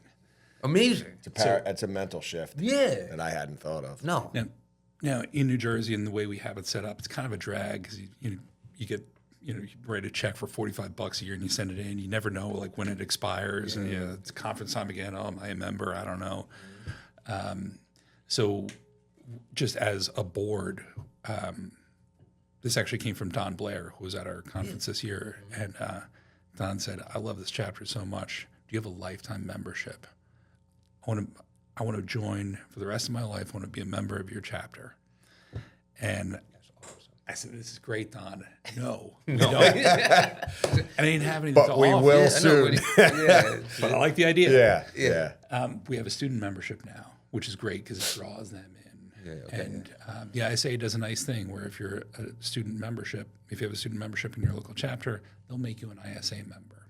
So we're that's facilitating cool. that. Yeah. All right, Jason Grabowski's been great, and Rosalind, they're going to help facilitate it. But we're looking at a lifetime membership now and trying to figure out the pricing on it. But what the board decided was just for the month of July, for $750, you can be a member of the New Jersey chapter for the rest of your life. So we'll do that just for the month and just see how it goes. And it's not because we want to make the money. We're actually going to squirrel it away because we don't want to rob from future chapter membership. So we'll just invest it and put it aside. Perfect. But then you don't have to worry about, did I send my $45 in this year? And it's just, so that'll make things a little easier. So yes, what do you get out of it? There's what do you get out of it, but then also the professional responsibility to your industry. What do you get out of it? It's the community. Now you're associated with these professionals. I mean, you come to a comp and you see the level of, not level of climber, the level of human being. There you go. That's competing, that's volunteering, that's judging. I mean, you're not going to find any greater people. No. You come to our conference, you come to Workday. Workday's like, that's a hard one to explain to people that have never been involved. You show up to a Workday, that is a great, great event. It really is. So now you're associated with the cream of the crop, the best of the best. And $45 is a small price to pay. And for what you get out of it, now you're engaged, now you're showing up, and now you're a part. So right there, I think that should be the key point. $45, but you also have to show up. Because you'll get all of that, but if you don't show up, that's right. And I don't mean physical. I mean even if you show up, like you come to the community, but you sit in the corner and don't really like be vulnerable and try to connect a little bit, you're also missing out. That's the other thing. It's my personality that I've learned because of growing up and how I grew up, but I like to approach people that I don't know and have conversations. Yeah. But not everybody's like that. So if you pay the $45 and you show up to the events, please also step outside your comfort zone and try to have conversation with those people that you see there. But for the most part, I'll even say 100%, everybody's going to give you attention and time in the moment. They might be on the way somewhere and say, "Oh, I'll catch up with you later," or whatever. But if you do that, then you're going to get what you paid $45 for. And it might be a little uncomfortable for some people that that aren't as gregarious.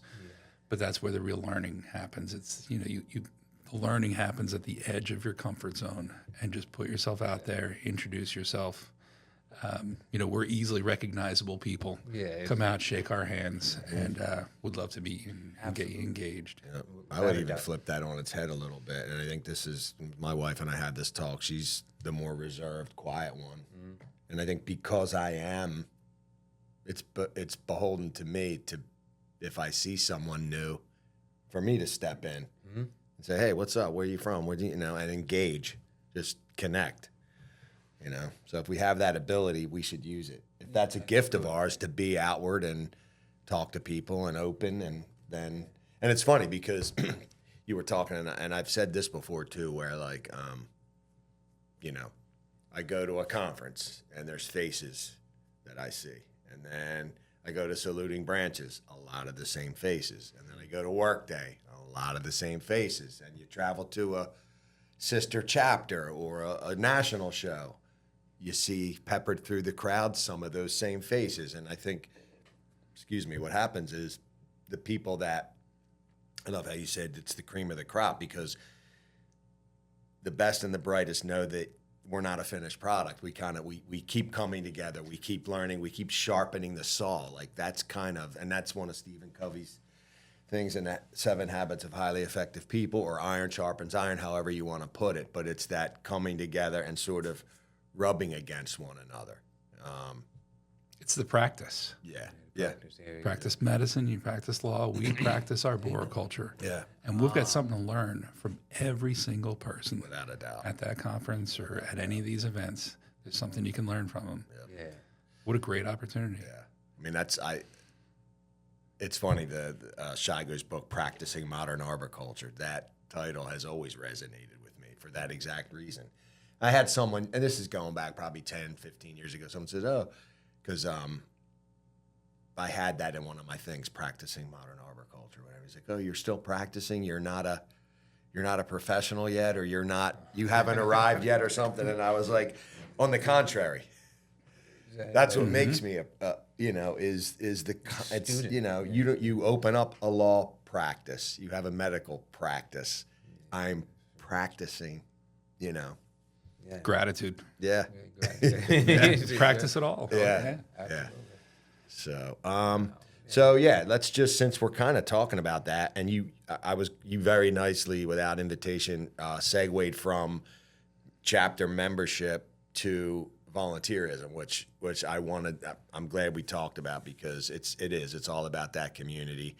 If you're that person riding around in that truck and you're in your little fishbowl and you feel alone and you're hearing the sound of my voice right now, seek out your local chapter of the ISA wherever you live, and it's an international organization. Seek out that group, and you will find yourself among people who want to elevate and continue to grow and learn. And I think it would really be not only the best investment of any type of financial commitment, but more than that, the time you put in, and the friendships you can make. I have friendships that are being sown into literally as I speak. But also, I think about Rick. Rick and I have been friends 30 years, met at a chapter event, at a family picnic. And now his kid and my kid are friends. And like this, just the roots are so deep. I'm overwhelmed with gratitude for this community. I really am. It's life. Mm-hmm. It's life. It's to be celebrated. It is. But let's talk for a minute. You're competing. You're heavily involved in the comp. Let's just kind of like date, time. Let's talk about the New Jersey comp coming up. It's Pendel has theirs coming up next week, over the weekend, Friday, Saturday, Sunday, and then several weeks after June. Is it 14th? Yeah, 13th and 14th. Our comp is always the second Saturday in June, and then we do the Friday before too, just to get everyone gear checked, registered, and then we run an event or two, just to make things a little more relaxed on Saturday. So this comp will be in Morris County. Usually we try to do the workday at the same place as the comp the following year, so we can kind of clean up the trees and clean up the park. last year's workday was at Lewis Morris Park in Morris County. They didn't have quite the trees we were looking for the comp, so we're still in Morris County in a neighboring park called Central Park of Morris County. So we've got some great trees there. This year it's going to be really nice. The Masters Challenge tree will be viewable from a really big berm that we just had mowed, and people are going to be able to see from like 30 feet higher than they normally would. That's crazy. It's going to be awesome. That is incredible. It's always really cool to be looking up and watching everything, but this year is going to have like a really cool view, like The right angle's into the different. tree. Totally. Yeah, instead of like this, you'll be like this. Yeah. Yeah, That's sick. That's So really cool. we're excited about that. Trees are getting cleaned up. Again, doesn't happen without incredible volunteer support. Often, let me back up and just talk about the chapter a little bit more. Sure. We used to have those really long meetings with this huge board. We kept the big board. Everyone's there. Everyone has a voice. It's great. But now, thanks in large part to Dave Wells, past president, kind of put into place a system of committees. And the committees are much more active and engaged between meetings. So they show up to the board meeting. Now our board meetings are usually like an hour long. Okay. So they move right along. The committees have done the work. The board can discuss it and keep things moving. So it's much more efficient. The Climbing Events Committee that's responsible not only for the climbing competition, but also for things like the fun climb that we do, or the duel in the Delaware, or the competition training events that we did. They're incredibly committed. And obviously Scott Tapp and Todd Pearson lead that committee. It's always the same crews that come out to prep the trees ahead of time. They spend an awful lot of time getting things ready in advance. Just a lot of behind the scenes stuff with, insurance and regulation stuff that you don't need to know about. But there's a lot of wheels in motion to put on a good competition. So, but again, it doesn't happen without volunteer support, competitors, and volunteers, and judges. So, by the way, as a little aside, for those of you tuned in listening to this, definitely volunteer.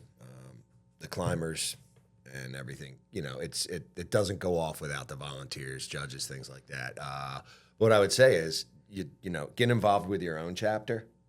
But if there's a neighboring chapter like this sort of brotherhood, sisterhood, sibling thing that we have going on with Pendel, where there's this reciprocity that's happening, I just have, I'm blown away by it. And it's almost like just taking this.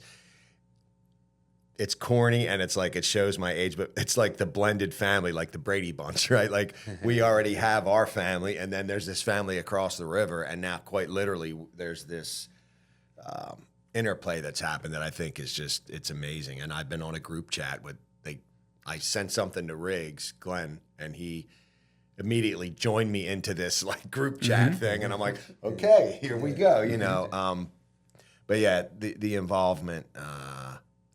Man, just get involved.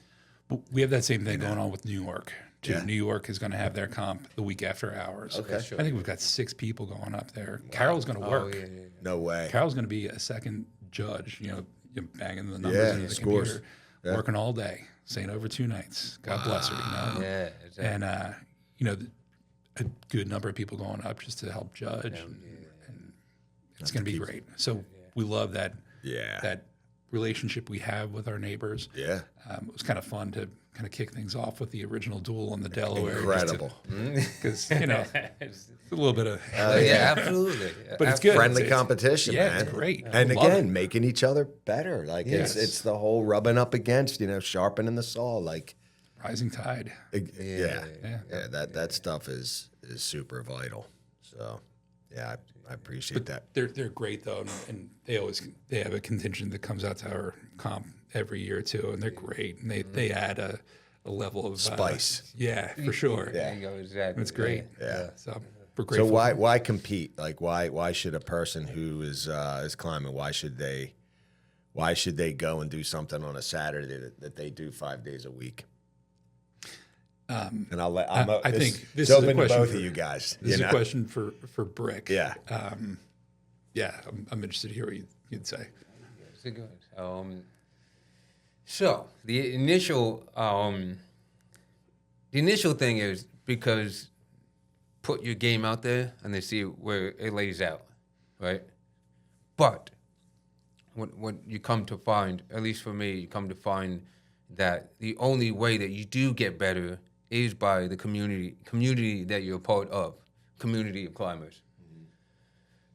Because more likely than not, you're going to show up and put your best out there, and it's not going to be that good compared to the class that you're competing with. That's just how it works. As far as I'm concerned, I've yet to hear, other than maybe Betty's Strassier, 9-time world champion, maybe he probably showed up and just smoked everybody.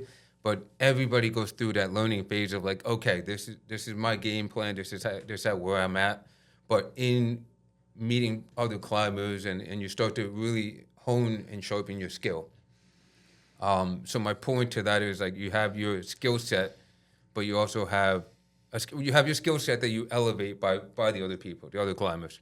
But in that you also meet other climbers that are always going to help you when you go back to work. And that's really what I've learned over time. That's really what's the beautiful thing about this is essentially the tree climbing competition ends up being the standard for the actual tree work, climbing tree work in the industry. That's how I see it. Mm-hmm. So point of the spear type stuff? Correct. Okay. But like, for example, let's just, I do a fishbowl, I do the work where I do the work. And I don't go to any more competitions in the next 5 years.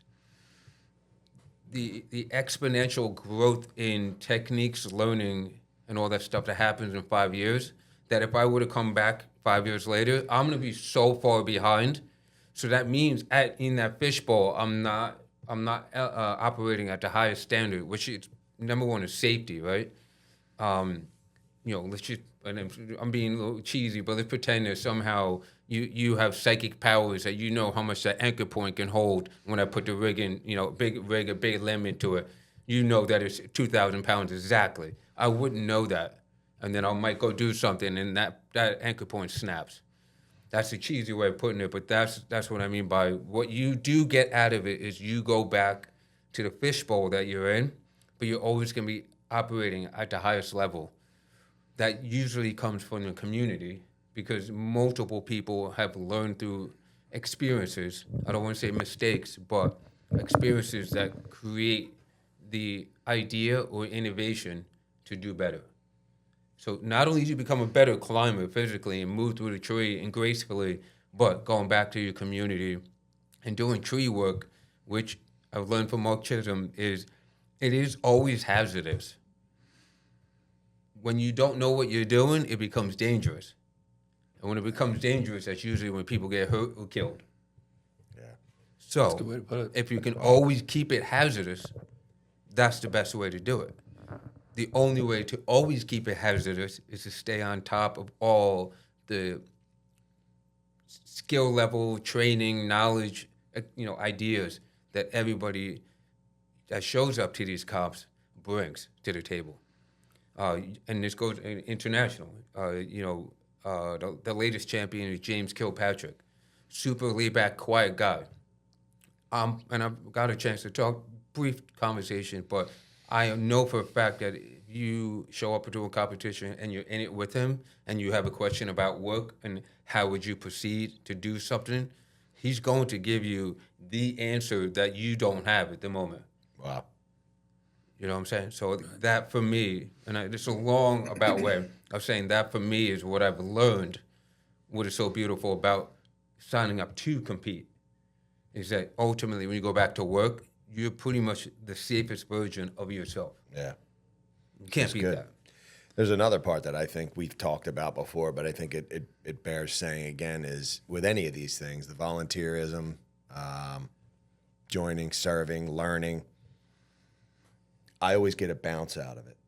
Mm-hmm. So there's this after wave, this aftershock where you make the drive home, whether it's 5 minutes or 5 hours, back to your home base, to your fishbowl.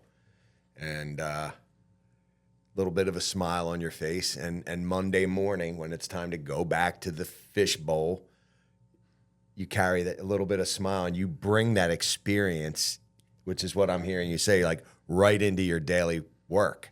Absolutely. There's an element of bounce, I call it. And I think, and I'm going to segue because I'm going to ask Joe a question here in a second, is that has always been for me on a personal level, one of the things that when I feel off or a little poopy pants or, you know, I'm in a complaining spirit instead of a grateful one, and I attend an event, it psychologically helps me. It moves me along and gets me out of my funk, as it were. Yeah, sure. So that is a question I'll put to you, because typically when we are balancing so many things, and again, not a complaint, it's life, and we've established that we have a what is it? Reverence. What did you? Conscious reverence. Conscious reverence. I gotta really commit that. That's really great, because to me that's there's gratitude and conscious reverence, like they kind of come together, right? It's a really great. I love that. So yeah, all right. It's life. We're going. We're busy. There's challenges, but this is what we do. It's who we are. I'm gonna speak personally. I have days where I'm not okay. You know, there's days when I'm overwhelmed by the process. How do you handle things like that? First of all, do you have days where you're off, and how do you handle it? And then have you ever gone through an extended period of a week or longer where you're just kind of getting by? And what are some actual tools that you may use to kind of consciously get yourself out of something like that? So it's a two-parter. Do you ever have? And if so, how? I haven't been overwhelmed by it. If I start to feel that, my go-to is the grind.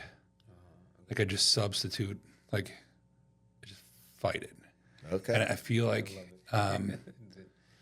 there's I'm a sissy. No. Again, I'm not sure that this is healthy. I got it. Yeah. Like I'm terrified to be lazy. Okay. And I feel like it could happen. Sure. And the antidote for anxiety or laziness is action. Yeah. So that's what I fall back to. And, you know, I might be repressing a whole bunch of stuff that's going to come out later. I don't know. But that's how I deal with it. And it has not been, I haven't been overcome by it. So I feel incredibly blessed and grateful for that. And fortunate. Yeah. But I just keep grinding. Okay, so you push in. Yeah. Yeah, you push in. And again, Yeah. it's probably healthier to maybe do something else, but that's what I do. Wow. That's awesome. It's weird. I think sometimes we have a narrative in our head and we just think everybody deals with certain things, and it's not necessarily, you know, because I get sometimes, I just have days, you know. But you and I talked about that bounce, like about, I don't know if it's refractory period or whatever, like the ability to pivot. And I've heard it said like where sometimes, and I think it was maybe like Tony Robbins or somebody that was like, go ahead and give yourself 2 minutes to whine and fuss and cry, and then move to problem solving. That's it. Like it's like, darn it, I can't believe blah, blah, blah, this and that, and this. Well, we broke the thing like we had the other day planting trees, and we ground up a pipe. And we're like, what is this? We knew it wasn't gas, but we thought maybe but it wasn't yellow. And, you know, we always have a mark out when we do stumps, but it's the first time planting in a while. And I bought a new auger, and we're drilling into this yard, you know, and I was tweaked for 10 minutes. And then I was like, oh, okay, that's not helping. Let's move to problem solving. So you were going to say, I cut you off. Yeah, I'm not sure. It would be wise for me to better formulate this thought. But every single one of us, we're all very uniquely different. Sure. Obviously. Yep. The idea of really obsessing is too strong of a word, but for me to have therapy to really focus and spend more time on the things I'm having problems with would not be good for a guy like me, because I don't want to live in it. I don't want to wallow in it. I think you're better off going out and splitting wood or working out, like working out those problems, is doing something physical, grinding. And for me, I'm better off like, okay, and I just compartmentalize and I move on. And again, this might come out later, but here I am, I'm 52. It hasn't got me yet. Yeah. But just for me, I'm better off just not focusing on that and just focusing on work or doing something productive. Not to obsess on Tony Robbins, but he's got a great one that I think lines with that. And he says, motion creates good emotion. Right. And I would agree. Like, and I wanted to touch on this before when we talked about the gym kind of going in and out. And I learned this about myself years ago, is when I have these issues, like I went back the other day and I did a chest work. I was telling him, like, I'm sore. And I woke up this morning and I was like, I felt good, you know? Right, sure. And I've been with the symptoms and this and that, and I've been kind of just like in a lull, and it's like, no, time to go back in. And so, you know, I re-upped for another 6 months at the gym, whatever. I've been in a few days this week, and just the level of consciousness is elevated from the physical output, for sure. Right. Because for me, and I know a lot of climbers go through this, where they make that transition from being a field person and now they're selling. And so I'm driving around in the car more than I'm physical. And I go, what's wrong with me? I know what's wrong with me. You're a racehorse. That's right. And now you're in the barn. Right. Yeah. And it backs up. Oh, I would imagine. Right. You know? Yeah. So if we could just get back to the comp. Yeah. You know, we love, again, real small chapter. We love that we've got a strong bench of younger, more novice climbers coming up. But it's always a struggle, like trying to convince someone that's never competed before and trying to figure out, like, why would you do it? But there's such an incredible welcoming spirit. You learn so much. But you just have to put yourself out there. You got to show up that first time. And I think, you know, it's the hardest part is that first comp. Just signing up and showing up. If you do that, what a win. It's a win. Yeah. Yes. Big time. Yes. Inertial friction. So I'm speaking to any young climber out there that's never competed before. If I you're should have interested, just recorded please. you for my kid. Yeah. There you go. Exactly. Because he went last Yeah. year, and you know, whatever. And then we volunteered at Pendle last year, and he was like, I'm competing next year. Yeah. And I was like, it's going to come like this, because I've done that before. And I'm going to train, and the next thing I know, it's May, and I haven't done squatta. You know, so now and I was like, it's in a couple weeks, you know. Yeah. So he's been doing a little climbing with Tucker, but yeah. A little about that, though, and I think you guys can all agree. For the listeners, if there is anybody in New Jersey that's looking to compete, don't worry about the training. Right. Or volunteer, for that matter. Well, Show up. Show up. Yeah, you know, I agree, but I'm just talking about, like, signing up to compete, to climb. Just show up. Yep. Like, we got you. Like, the training, you're not going to do everything now that's going to make you a champion. It's not going to. I'm sorry, but it's not going to happen. But show up. The rest of the climbers that are all of us are there, as well as the volunteers and everybody else helping, but the climbers will tell you everything you need to know for the following year. But you're not going to get that if you don't sign up to begin with. And Mason included. Yeah. There's no way you could embarrass yourself either. If you show up, you've got the support of everybody there, and they want to see you succeed. Yes, absolutely. And that's absolutely magic. So I like to think that we put on a good show. You know, there are climbers that'll do the circuit that are, you know, training and they're additive. We love that. Yeah. But we do need to reserve space for New Jersey climbers too. So we open it up initially just to New Jersey climbers and kind of exclude anyone outside the chapter. You either have to live in or work primarily in New Jersey. But we're full now. Yeah. But if you are a New Jersey climber, especially if you've never competed before and you want to get in, we'll find a way. You call us, you let us know, and you know, we'll try to find a way to make it happen. Yeah, so. Absolutely. And is it still, because they'll probably hear this, today's Friday, they're going to hear this Monday or Tuesday of this coming week. So there's a couple of weeks left still for volunteers and things like that. If somebody wants to volunteer, carry a clipboard, bring waters, transport lunches, scorekeep? How do they get a hold of the chapter so they can show up and help? We've got a sign-up sheet on the website. You can fill out the volunteer registration form. Just show up. Like, we're not going to turn you away. Yep. You just run a stopwatch. Just stop, start. Yep. Perfect. And that's the way in. And as a volunteer, you'll walk away from that event feeling like a better person too. So. Yep.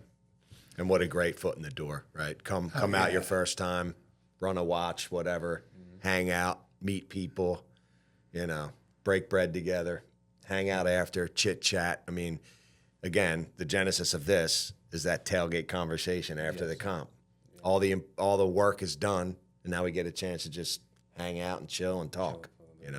You make relationships that you'll have for the rest of your life. Meaningful Literally. relationships. Yeah. Literally. Yeah. It's funny. My wife, little side note, my wife is a retired nurse. She was a labor and delivery, and she worked 7P to 7A for 25 years. So let me get this. You're going to work on a Saturday, and you're just volunteering. Yeah. Okay. So you're going to this competition, and where is it? Oh, it's up in North Jersey. And you're volunteering for that? Yeah, a bunch of yeah. You guys are weird. Said with humor and whatever, and love, yeah. But just like, she's like, the nursing community, we don't get together and do that kind of stuff. She's like, there's something different here, It's very unique to this industry. And I know you guys have heard this before, but you'll never see a group of accountants that'll get together and run numbers on the weekend together, or dentists that want to work on people's teeth together. There's something special about this industry that, you see other tree climbers and tree workers and arborists, and there's a bond. And I think it has to do with just being outside, getting out of fresh air, all that juice from nature, but then also the camaraderie that we have, because it is potentially a high-risk environment. Correct. That kind of unifies us. I say there's a shared struggle. Yeah. Like, we kind of know, like, when you see another person across a trade show floor or whatever, and they're putting their hand to the till, you kind of just like, there's almost an automatic respect. Like, I see you, I know you're in the trenches, even though you're not with me, you're with me, kind of thing. Mm-hmm. I think that's part of it. I would like to add, but I really do believe in this too, but the credit does go to nature in itself. The tree, especially, that's what we work with, because I'm not, and again, I don't know, but you said it perfectly, high risk, right? So there's that element that's involved, but iron workers, skyscrapers, they're high risk, but as far as I understand, they don't go and hang out at the skyscraper on a Saturday for fun too, right? Yeah. So let's go climb some steel, dude. Yeah, right. Maybe they do. I don't know, but I feel like the tree thing, with all the question marks that it has, which spawns curiosity. Whether you don't have to be a tree climber to have that same feeling. Even as a consultant, a risk assessor. But there's that element of, like, there's so many question marks involved. I feel like that's nature giving us the original reason of why we get together, volunteer, and everything else on top of it. It has to be, because it can't just be because we all just share struggle. I get it, but it's something more than that. Something else is happening that's greater than us, and I feel like that comes through trees for us at the same time. Could it be conscious reverence for the trees? Yeah, exactly. That's exactly what it is. For sure. Yeah. No, because most of us do really love them. I mean, it's just a unique organism. Well, unique. It just is. That every single human being.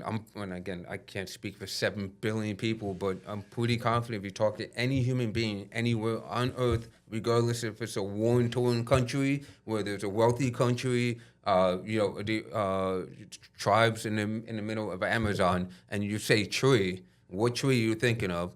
They're going to tell you about a tree, a memory. And experience. It's just one of those universal things that has an energy that it cannot be denied, in my opinion. I'm glad you said that. Yeah, there's definitely something to it, for sure. So I love it, and that's what continues to drive for me. So, Mm-hmm. awesome, yeah. So I just, I know, and you're free to talk about it or not talk about it. You mentioned raised Catholic, whatever. You're a man of faith. Yes. Yep. Now, does that, like, I know a lot of folks, like for me, I do like morning devotions, different things, read scripture, blah, blah, blah. But, and it's easy to compartmentalize it sometimes, but I also, to some degree, do my best to, carry some of that with me on a daily basis, and it informs my that's a moral center for me. It's a, it's a set of like compass. lighthouse principles. Does that faith, is that how does it connect into the other roles? Like I drew a model once where I was like, that's the central part, and then it's a wheel, and all these other roles are spokes. I'm a dad, I'm a husband, I'm a tree guy, I'm a business owner, I'm a podcaster now, whatever. But the central hub is this element of faith that I have. I mean, if you're comfortable talking about your faith and how that plays a role, I'm just curious to know, because we've had these conversations personally a little bit, and certainly made reference to it in the past. I'm just curious how that. Yeah. Yeah. I'm not great at talking about it. Okay, and that's okay. No, but I'm happy to. Yeah. It is absolutely at the center. Cool. And here again, it kind of feels humiliating because you always want to do better, and you're an imperfect Christian. That's right. But you try to. It has been very grounding and centralizing. It's my compass. Yeah. And it's a great honor to be able to impart that to my children. Amen. So, but yeah, I've never been great at evangelism or, and it's a shame because it is kind of a central tenet of the religion to bring it to others. But it has always been a very personal thing for me. Yeah. But it does ground everything else. That's awesome. Well, there's an old thing I heard, and you've probably heard this because I know you're pretty well-read guy, but and I'm going to butcher it. But it's something to the effect of like, share your faith, and when possible, use words. Yeah, there you go. Yeah. Right. So what's more important is just who we are. You're carrying a light, and that's how we show up. Kindness and grace, gratitude, mercy, fruits of the Spirit, right? Kindness, mercy, gentleness, faith, forbearance. Like, these are the tenets of who we are. And, it's funny, like, when I speak and when we're on here, I don't want to preach to people. I don't want them to feel uncomfortable. There's many different faiths represented that listen. There's many different spiritual tenets that people do, whether they be Buddhists or like whatever it is. The reason I like to touch on it is for the simple fact that we are integrated beings. We have a physical nature, we have a mental mindset, and there is a spiritual component to who we are. At least this is my belief. So I would like people to know, again, driving around in their truck or whatever, that this is kind of, and Brick and I are on the same page with you on that. This is who we are, but just for people to kind of understand, it's just part of life. It's part of who we are, and it's not necessarily putting a specific religion on the table for them to try to believe in or anything. It's not a preaching session for me. It's more just like information. This is what makes us tick. And if there's something missing, maybe for this person listening, maybe it's something they've never even considered was some type of like, who was it? Stephen, what was the guy's name? He wrote, it'll come to me after we're done. But he said, we are not, I'm going to get this right. We are, wait a second. We are humans. We are not humans having a spiritual experience. We are spiritual beings having a human experience. Right. So that's really what I'm trying to say in a very awkward way. Yeah. Help me out. I think that was beautiful. But yeah. That was a very beautiful way to do it. And I think my parents raising our family as Catholics was one of the greatest gifts they could have given me. That's awesome. And it has been very grounding. I do try to live and set a good example. Sure. And that would be my way Yeah. of just representing it Yep. instead of outwardly preaching. But it is kind of humiliating, might not be the right word, but, we're not perfect. Of course. And we're called to strive for it. But when I don't hit the mark, it's, you just try your best, I guess. That's it. And I think Jordan Peterson was talking about the archery term, hamartia. So you strive to hit a target. And Jesus set a perfect example for us on how to live our lives in service to others. Yep. And that's what we aim at. Yeah. And hamartia is when you miss the mark. Yep. And sin is the word that is derived from hamartia. So when Correct. we miss that mark, Yes. we sin. That's right. I'm certainly not always hitting the bullseye. No. But that's what we strive for. We have an example, and we always strive for perfection, and we hope to get close. But we also have to be forgiving of others and ourselves That's right. when we're not perfect. That's right. Yeah. And just for me, make that a daily practice. Meaning, take the shot every day. Yes. Yeah, meaning most people just get so caught up in what they're doing, they need to return to doing that, as opposed to daily take the shot, walk the path. Taking the shot is it, right? Take the shot, yeah. It's a greater sin to not even try. That's right. There you go. To leave the arrow in the quiver. That's right. Draw and back your haven't bow, even brother. Tried. Yeah. Like that's maybe the theme love here. Yeah. that Yeah.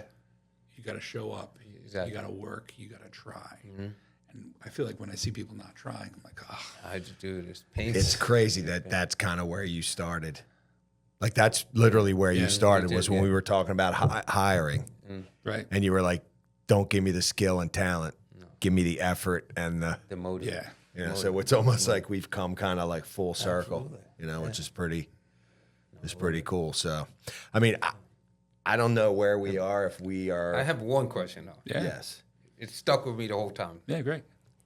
Your parents, Yep. because I love that you had the strong unit, right?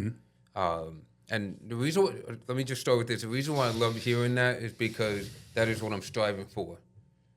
Yes. Does that make sense? And that is like be the best version of myself, my wife and I, but also for my kids to later on be our age and speak the same way. So that's really what I'm striving for. So what I heard was your mom has a PhD. I mean, how do you not respect anybody who put the work in to get a PhD, number one? And then your dad, Masters, Olympian, and Marine. Olympian. So he was. Yeah. But okay, so hold it. Yeah. But Sorry. No, you get. But like the reason why I'm asking is, when you spoke about them, I saw you light up a little bit. You know what I mean? And this is an opportunity just to tell a story that you loved from your dad. Anything. This is a way of me just giving you an opportunity to relive that. I really appreciate that. Okay, good, awesome. Because I'd love to. Yeah, sure. So technically, my mother has an EDD, so it's a doctorate of education. Okay, sure. And they were both educators. My mother worked for Rutgers. She was the head of the nursing department at Rutgers University in Camden. My father worked at Drexel. He was also a crew coach at Drexel. Get out of here, yeah. So he was 6'6", an incredible athlete. And we had always known that he was a very good athlete, an incredible athlete, but a very good coach. And I remember when I was younger, he was telling me about when he was initially a coach, he'd scream and yell, and he had a megaphone and he'd throw it down on the boat. And he had a team assistant that would be in the boat that was responsible for trying to catch the megaphone before it went out of the boat. Oh boy. Because he'd get so mad. Yeah. He said he only did that for a couple years. Okay. And he stopped. I said, why? And he said, it didn't work. So he became known as the Ward Cleaver of the Schuylkill River. Ward Cleaver was on Leave It to Beaver. He was a very calm, measured guy. Oh, okay. And almost immediately he just calmed down and brought it down. He would have his rowers do yoga and breathing and, didn't want them exercising muscles they didn't need. Wanted them just to be focused and relaxed and just concentrate on those muscle groups that would get you down the river the quickest, and have a low heart rate and just motor down like you weren't even exerting yourself. So just about my father and the Olympian. My father was in the Pan American Games in 1955 in an 8 as a very young man, and that was ruled on by the Olympic Committee. When I was 12 years old, I was in our basement, and I found his Olympic gold medal in a box. Gotta be kidding me, dude. And I brought it upstairs, and I was like, Mom, what's this? She's like, oh, that's your father's. And I was like, what? That's nuts, dude. She was like, yeah, he didn't really like that boat. Like, whatever. Yeah, just an it's an Olympian. Olympic gold medal. Gotta be kidding me, dude. I was 12. So just remarkably humble. Wow. My father had a presence being such a big guy, but I think probably enjoyed the fact that he was just always in control, just calm, perfectly. Like there was never this going on in our house. It was just always level and in control. I'm not like that. I try to be. I hear that, and I'm like, man, what a goal. What an example, So often I find myself surrounded by people and situations I feel like they're better than I deserve. And I just had this incredible upbringing. I'm so grateful for it. Now I've got my own incredible family and this association and organization and industry, and just don't want to let anyone down. So you hit something earlier when you talked about your family early on, and you said Marine, this, that, but the most, I don't know if the word was tender or kind or something. Yeah. And a lot of times I don't think people, we think of classic, what's wrong with you, pile? Full metal jacket, And so I always think there's a guy, Stu Weber, wrote a book called The Tender Warrior. And that's something I've always strived for, but talk about missing the mark, man. Emotional regulation, probably not my strength, but something I continue to work on. But when I heard that really resonated with me. So he was able to balance, was he in the Corps for a long time, or was it did he serve No, I think it was 2 years at the time. Okay. And he was kind of between Korea and Vietnam. Okay. Actually was on a boat to go to some island in the South Pacific that was a little hot at the time. Okay. And they pulled him off. Actually, originally, they asked him to be on the Marine Corps crew team. And he said, no, that's not why I'm here. He enlisted. Yeah. He knew he needed some discipline in his life. Okay. And they said, this is going to be great. You can go row. You're a great rower. This would be great for you. And he said, no, that's not why I'm here. I need you to beat me and get me into shape. Yeah. And after he thought, well, that was crazy. Taking that. Now I'm on this boat going away to some hot zone. Yeah. And then they came up to him when he was on the boat, and they said, you're a really good shot, really good marksman. We want you to be on the Marine Corps rifle team. Okay. And he was like, what do I have to do? And I said, we're going to fly you around the world, and you're going to shoot against other countries. And he's like, all right, I'll do that. Yeah. Wow. So 2-year stint, and originally went to Villanova and stopped early. I don't know if he was asked to or took himself out. Went in the Marine Corps, came back, went to St. Joe's. So both Catholic universities in Philadelphia. Sure. My mother went to Villanova. Came back, finished it out at St. Joe's. So, Now, is that where your folks met? Did they meet at school? Or had they already been I think they were just finishing up at school. Okay. That's cool. Yeah. That's awesome. That's cool. I love it. It is, man. Casually mentions Olympian, and then Yeah. I won that back in. But also even for him, he didn't even know. Yeah, that's what I'm saying. Yeah. He's just like, oh yeah, that's mine. Yeah. Like what? Yeah, No, it's cool. And like I said, I appreciate you sharing that, just because it's inspiring. You know what I mean? It really is, which confirms pretty much the whole podcast point. Yeah. There's motor, work ethic, which, you know what I mean, starting with your dad, all the stuff that we have to do, put yourself out there, show up, work ethic, and then gratitude at the end of it. You know, so you got gratitude for your parents, right? Mm-hmm. For sure, and my mother too, who worked so hard, and boy, she still has a motor. You know, just grinds and saves, was very careful, and just showed us how to live a really good life. So that's big. Yeah, the influence of parents, pretty crazy. Yeah, man. Is there any, just before we close, I guess, because I feel like we've kind of, you know, if you guys want to like summarize or bring points together, I feel like we did, because what I like to do sometimes is be redundant. So we say something and there's something of value or that really cuts. I like to kind of say it again. So that's kind of why I do that sometimes. But is there, just for Brick and I, really, the listeners, they can eavesdrop if they want, kind of thing. But is there any kind of thing we don't know about you, like a hobby, some kind of thing that we wouldn't know unless you told us, like you like to cook or like you like to grill or I like to go fit, you know, like is there any kind of like habit, hobby thing you do that we wouldn't know unless we asked? Like, so obviously my kids and wife are at the center. Yeah. I love being outside with them. I've always liked, you know, mountain biking, kind of the action sports. Awesome. I don't do it quite as much anymore, but I like a good IPA, craft beer with the neighbors, and the sense of community is always great.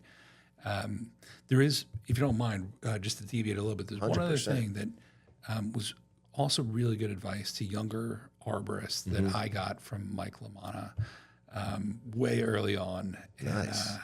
And those who know Mike LaManna is a real sharp guy, just operates at 100 miles an hour all the time. Oh, yeah. And, a lot to be admired. Early on in my career, he said, "Were you a Boy Scout?" And I said, "No." And he said, "You know about merit badges?" And I was like, "Yeah, of course." And he's like, "Go get your merit badges. Huh. Here we Go get your certified arborist.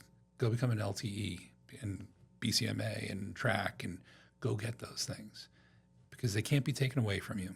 You have them forever. Just commit to taking that step, get those things, and they're going to serve you well for the rest of your career." And that was one thing. Just being a certified arborist really was part of the deal that got me the job at Meadow Lakes. And there's not a lot of BCMAs out there. There's not a lot of LTEs out there. And you get that, and it shows a level of commitment to your professionalism. And I know that there are way better arborists out there than I. But just making the effort to go get those things helps differentiate you. Agreed. From your competitors. So to anyone that's kind of in their infancy in the career, or even further along, go get those things, and you won't be sorry. You'll never be sorry that you have those things. And it doesn't take a lot. Just sign up, go take the test. And it takes showing up. It takes grit. It takes all the things that you mentioned in That's the right. beginning, Which is right? a lot. And dude, what's so cool to me is, and I sometimes after we finish and I listen back and I hear me talk about me, it feels a little weird, but I'm going to anyway for the simple fact of this. Being in it for so long, people listening might think like I'm done. Like I'm 42 years in, I'm LTE, CTSP, track qualified, and our business is accredited through TCIA. Okay. We're going on our third review, so 9 years now. And I just signed up for the pruning cert. good. I want to sit in that room with Lindsay and like soak it in. like I took and I took when they did the little intro at not this past year's conference, and I started integrating it in my spec writing. And Mason's like, first order limb, second order limb, inch diameter. And I'm like, it's prescriptive pruning. And it's kind of already begun to change how I communicate with clients. And I don't even really know what I'm doing. So I signed up for it. So I say all that to say, listeners, never stop. Right. I'm doing it, and I'm excited as hell to go sit. And you know what? It's a commitment. It's uncomfortable. 3 days off production. I'm not going to be selling any work. I got to get a hotel room up there, and then I'm not a comfortable test taker, and there's an exam at the end, and I'm already stressing over it. And I'll be maddeningly uncomfortable. Love it. And when it's all said and done, hopefully I pass, I'll be so excited, Be better for it. you know? Yeah. So, But it's just taking that step. It's showing up. It's making the effort, making yourself uncomfortable. yeah. So I wanted to share that because seems like that's where we were today. 100% where we were today. You know, it's the common thread through the whole thing. I've also beat this up before, and I again, I wrote this little thing on my blog called "The Fulcrum of Pain," and it's basically it's a little different, but we talk about like sort of universal truths or laws that are just, you know, like law of inertia, things like that. And I've talked about this before, but again, I'll be redundant. The suffering or the embracing that discomfort. What do the hands do when we work? The hand calluses. When a bone breaks, it heals stronger. Where a tree is most stressed, it lays wood down more quickly. So somewhere in there is a universal truth that stress brings toughness. That's right. So I believe that also applies in an emotional sense, in a life sense. Yes. So when we make ourselves uncomfortable, we're not these, like I think about doom scrolling on the couch with your feet up. Now, it's not to say I don't do that, but it's not my modus operandi. Okay? But we have the capacity to turn into like this flaccid, gelatinous mass, like scrolling on a phone with our feet up and whatever. And it's like, that just doesn't, and I don't think by and large the industry feels that way. Most of us are outdoor, working the calluses, getting the muscles going, and I'm thankful for that. So Nice. No, love it. So Nailed it. that's all I have. Yeah. Anything we missed that you want to, before we close, and you feel I just thank you both Dialed in. for what you're doing. And, you know, you made me uncomfortable by saying nice things about me, but, you know, our industry, and especially in New Jersey, you know, people look up to you both a lot. And we really appreciate all that you do for us. And putting on this venue takes work. And a lot of people are getting a lot out of it. So we thank you for it. I appreciate it. Yeah. Doing the best I can. You know, literally. Definitely appreciate Right? Effort. That's So right. I'm just all effort. That's so it's good. I appreciate it. my standard comeback is it's really a labor of love. This is the most fun I have on a Friday all month, is hanging out with this guy, bringing in guests like you, going deeper. And it's funny because when we see a guest after the show and we've gone a little deeper, it's just a different. It's like we've always had this handshake, you know, an embrace, a hug, like, hey, how's it going? But we're usually, you're running, doing, Sure. because you have a lot of You are too. responsibility, you know, at events and whatnot. So to slow it down for a minute and do this on a Friday, and I always say it's because people will message me and like, you guys, and I'm like, I defer, like what you do with your board members and stuff is like, I'm like, this is a guest-driven platform. We ask the questions and just the guest unpacks it, and it's your ability to, and your willingness to come in, be transparent, share, be vulnerable. That's what drives the conversation, and that's the benefit that the listeners get. They hear us every time. Yeah, exactly. Repetitive. So it's cool, and I appreciate you coming in, taking time out of your day and your schedule. We just unpacked that you're a busy dude, so this is great, you know. And I guess we will see you next at the comp, probably. I Right? mean, definitely Sure. it's a competition for sure. So, yeah, Yeah, I think you said 13th and 14th. Yeah. Yeah. Okay. that's awesome. Is there a duel in the works, or is that kind of tabled for now? Yeah. See. The duel in the Delaware. Yeah. I know that's a massive Well, undertaking. for the listeners, basically, it's well. First of all, I think it's. I mean, you elaborate on it, but when you say we, the New Jersey chapter is the one that started the whole thing. Yep. So we take on like a big notch in the belt for that. Yeah. But for the listeners, basically, it's a competition that's a team competition against against other ISA chapters. It's just bare bones. That's pretty much what it is. Yes. Right? Yeah. Well done. Okay. Yeah. If you We originally started with the Pendel chapter yeah, because we had this kind of relationship, but also a little tension. Yeah, absolutely. And, and you know, the competitions are so great, but they're so individualized. Correct. And you know, this work doesn't happen without teamwork and people working well together. So here again, it was during Dave Wells' tenure that he thought this would be a cool idea to do, and we put it together. It took a lot of work.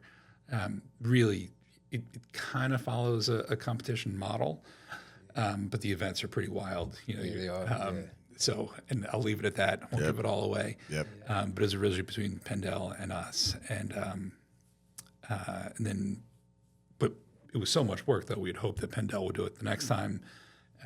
They took a couple years off, then put one on, and also invited the Mid-Atlantic chapter, which is great. Then the last time we did it, we made it a multi-day event at a camp. It was a huge undertaking.